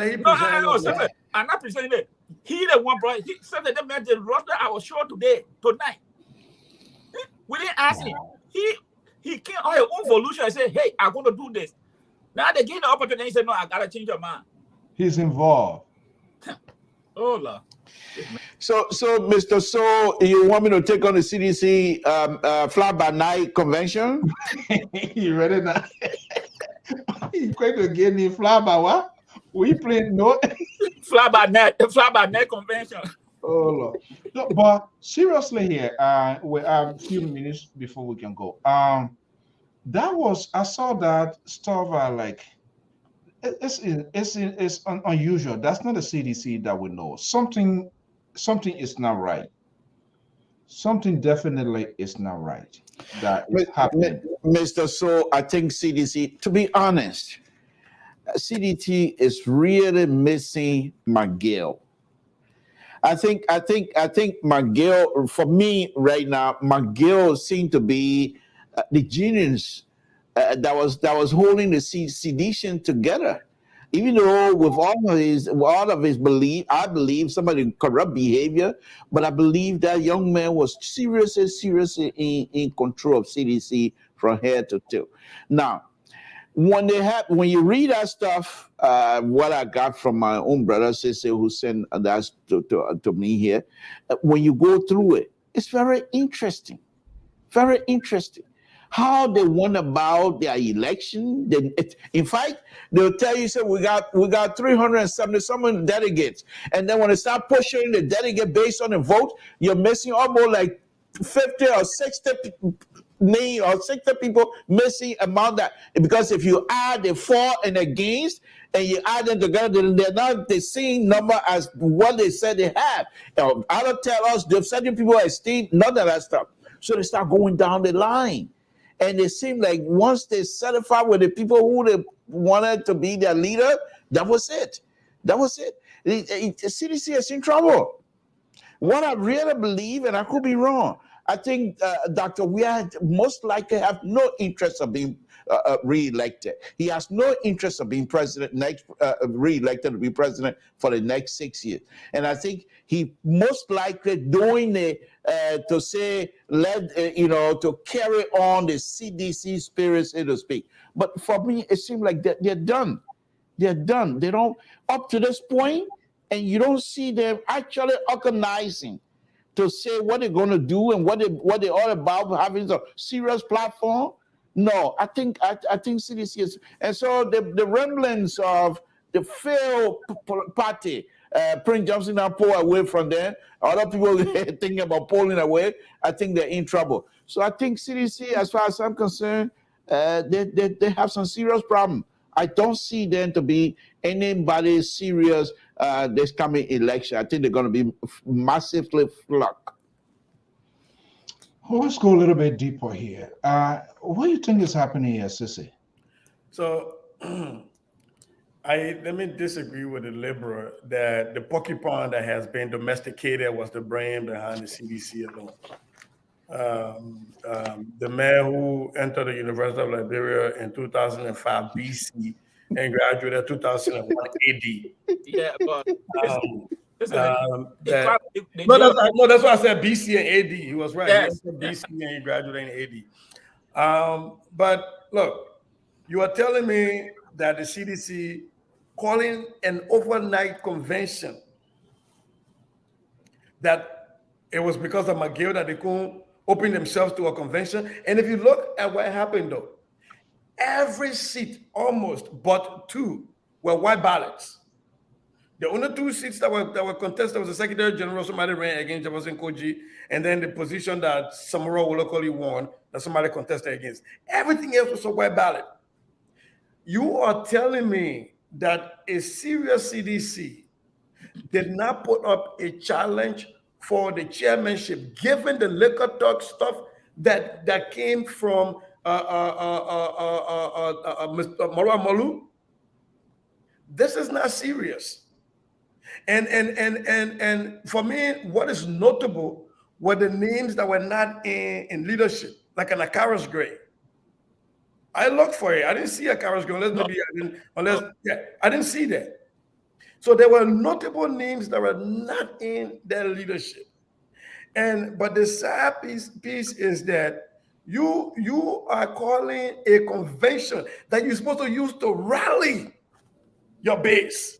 That's what conventions are usually for. You bring the political nerds, all those people who like that's what for me, I go to the Democratic Convention every time because I go there to help craft policy, craft ideologies, because I like to be in the weeds of those things. So this is where you go to round all your group and you think about, the way forward. What is going to be a change in our platform, if anything? And you round out your base, but you call that overnight to have a Nicodemus stuff. What were they afraid of? They were afraid of other people were going to come out and try to run against people that they wanted to crown king.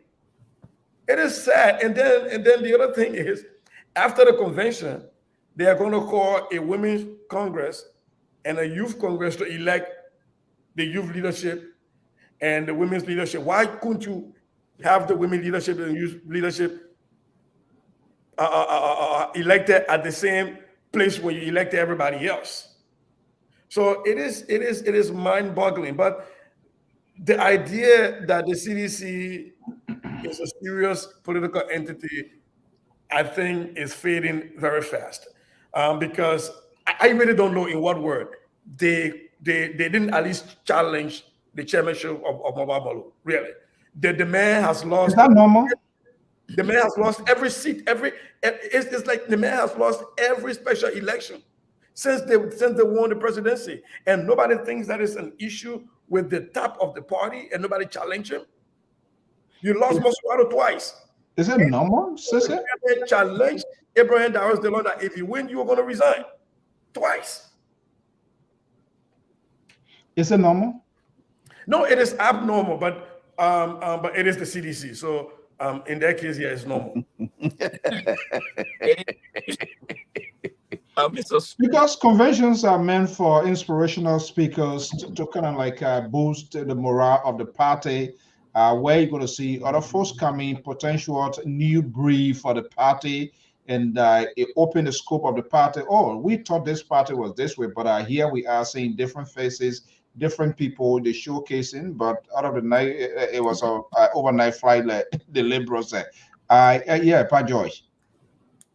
You see, this is the corrupt attitude we take in the government.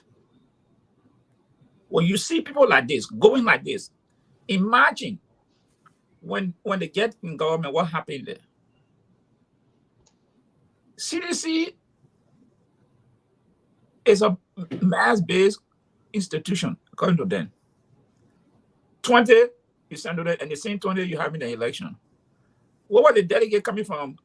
Maryland, Lofa, Grand Gila, Grand Crew. What were the delegates? Within we know that even in America, you will not do that kind of thing. That is more accessible by roads and so many means of transportation. They're waiting for Liberia. You send a notice out today, then you say you're having convention today. How do people get to the city for the convention? And what a young blood you bringing into the party, the new idea. So quickly here, we are out of time before we go here.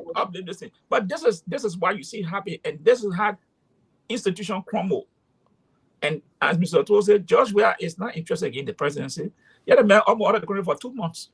I'm not sure. I mean, it's this is in such a race to just be out. I mean, that is I'm not understanding. But here is the thing here. Before we go here, let me ask you guys: what is the fear of the oppositions or these major actors? Because you have to politics. You score political point.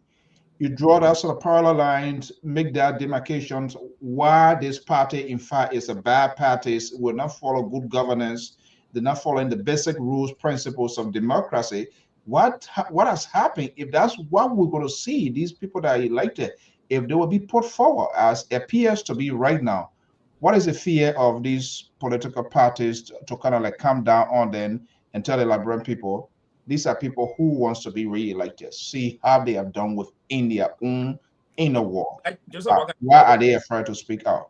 Joseph Parker spoke about it. Mr. Cummings spoke about it. I think maybe Council will speak about it. It just came out today. Not just speak enough. Are they being forceful? Well, but what can you do? You can't. That's an internal party mechanism. You can't force them to change stuff. But I get the point you're trying to make, Mr. Yes, So, not that way. However, I think the CDC was trying to be clever. They were having this thing at the time of the World Cup happening, and right now, all Liberians are excited about having Tim Weah school, and so even when politicians come out to talk right now, they have to be measured in the way right now we are all happy and celebrating. Now, can they want make me bring all kind of ugly thing out here right now. So it's politics, it's timing of the way you do it. So I won't fault any politician for not coming out right now and blasting. What I can say, Mr. So, at this particular time, I have come to another conclusion. I think these politicians, the opposition should no longer, I am no longer in support of them joining together. I think at this particular time, I truly believe now that they should go their own way, and whoever comes second during the second round, we will all rally around and support. The idea of collaboration is no longer feasible. Wait a minute. Wait, they think it is true. You talk Saturday Wood evening? Hey, I swear. Mr. So, I'm a liberal. Gentlemen, I have to be let us still come to an end. Because this one here, like in my village, when you get a witchcraft, they post the part down and say, okay, you need to confess. When you don't want to confess, they have other people who will make you to come out. They think it too much now, from one thing to another, because the next thing now, I think he will declare his support for George Weah or whatever. Well, ladies and gentlemen, I want to thank you. One last parting shot, though. We're still waiting for the CDC representative to come on.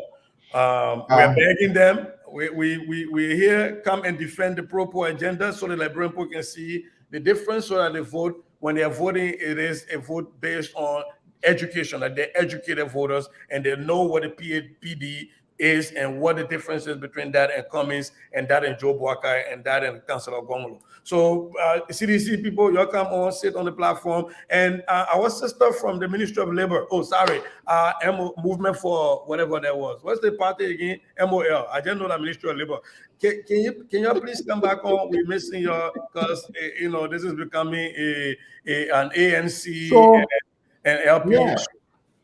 Unfortunately, I spoke with the CDC chair, what her name, Madam Constance Duopo. They gave me a gentleman name, what his name, in Philadelphia. I called him, I talked to him. He committed to it, but we can't force people. Sometimes the people listen. But I told you guys scared those people who were supposed to come here, because when I called and said, the way your men and they be talking down there, everybody down there. More or less, everybody said the liberal, they're comfortable with liberal. I don't know why, but you, Amos Joyce, Doloka is also, but where the ANC Doloka, where a patron, Amos Joyce? He working on coming campaign now. I gotta call him. I talked to him today. I gotta call him. But seriously, you did a podcast today. I was a little bit busy, but send me a number so I can send Father out there for that contribution. Okay, yeah, no, I didn't. I actually didn't do it today. I got caught up in a bunch of stuff. So yes, we will do that and we'll share it. Yeah, thank you, though. We'll do that. Okay. Yeah.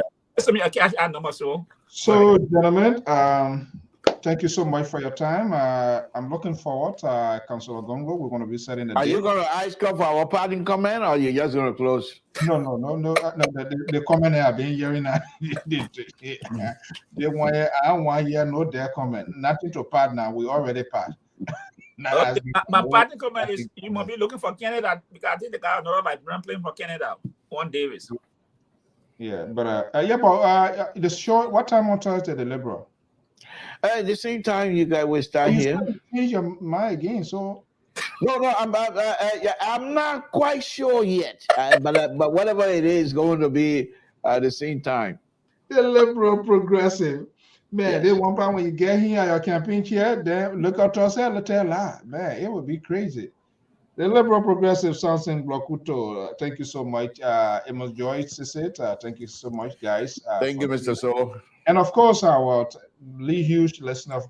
we still will hopefully to be. I will be hosting Victoria Kwekwe, who is contesting for the senatorial race.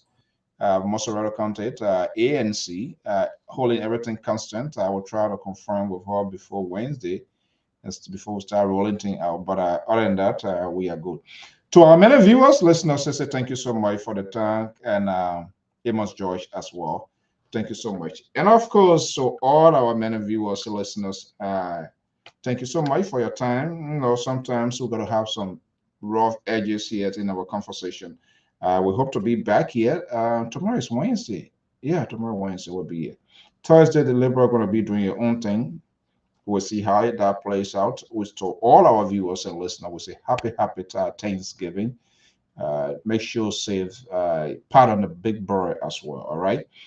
Until then, have a pleasant evening. And I'm Alfonso Z and Salt signing off right now.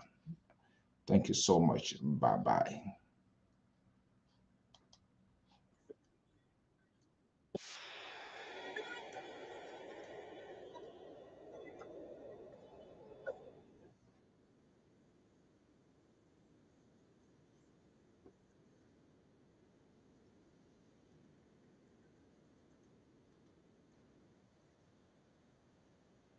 I'm taking you down to the southeastern side of Liberia or to the neighboring La Cote d'Ivoire, the voice of legendary Claude Remy in the interest of African South.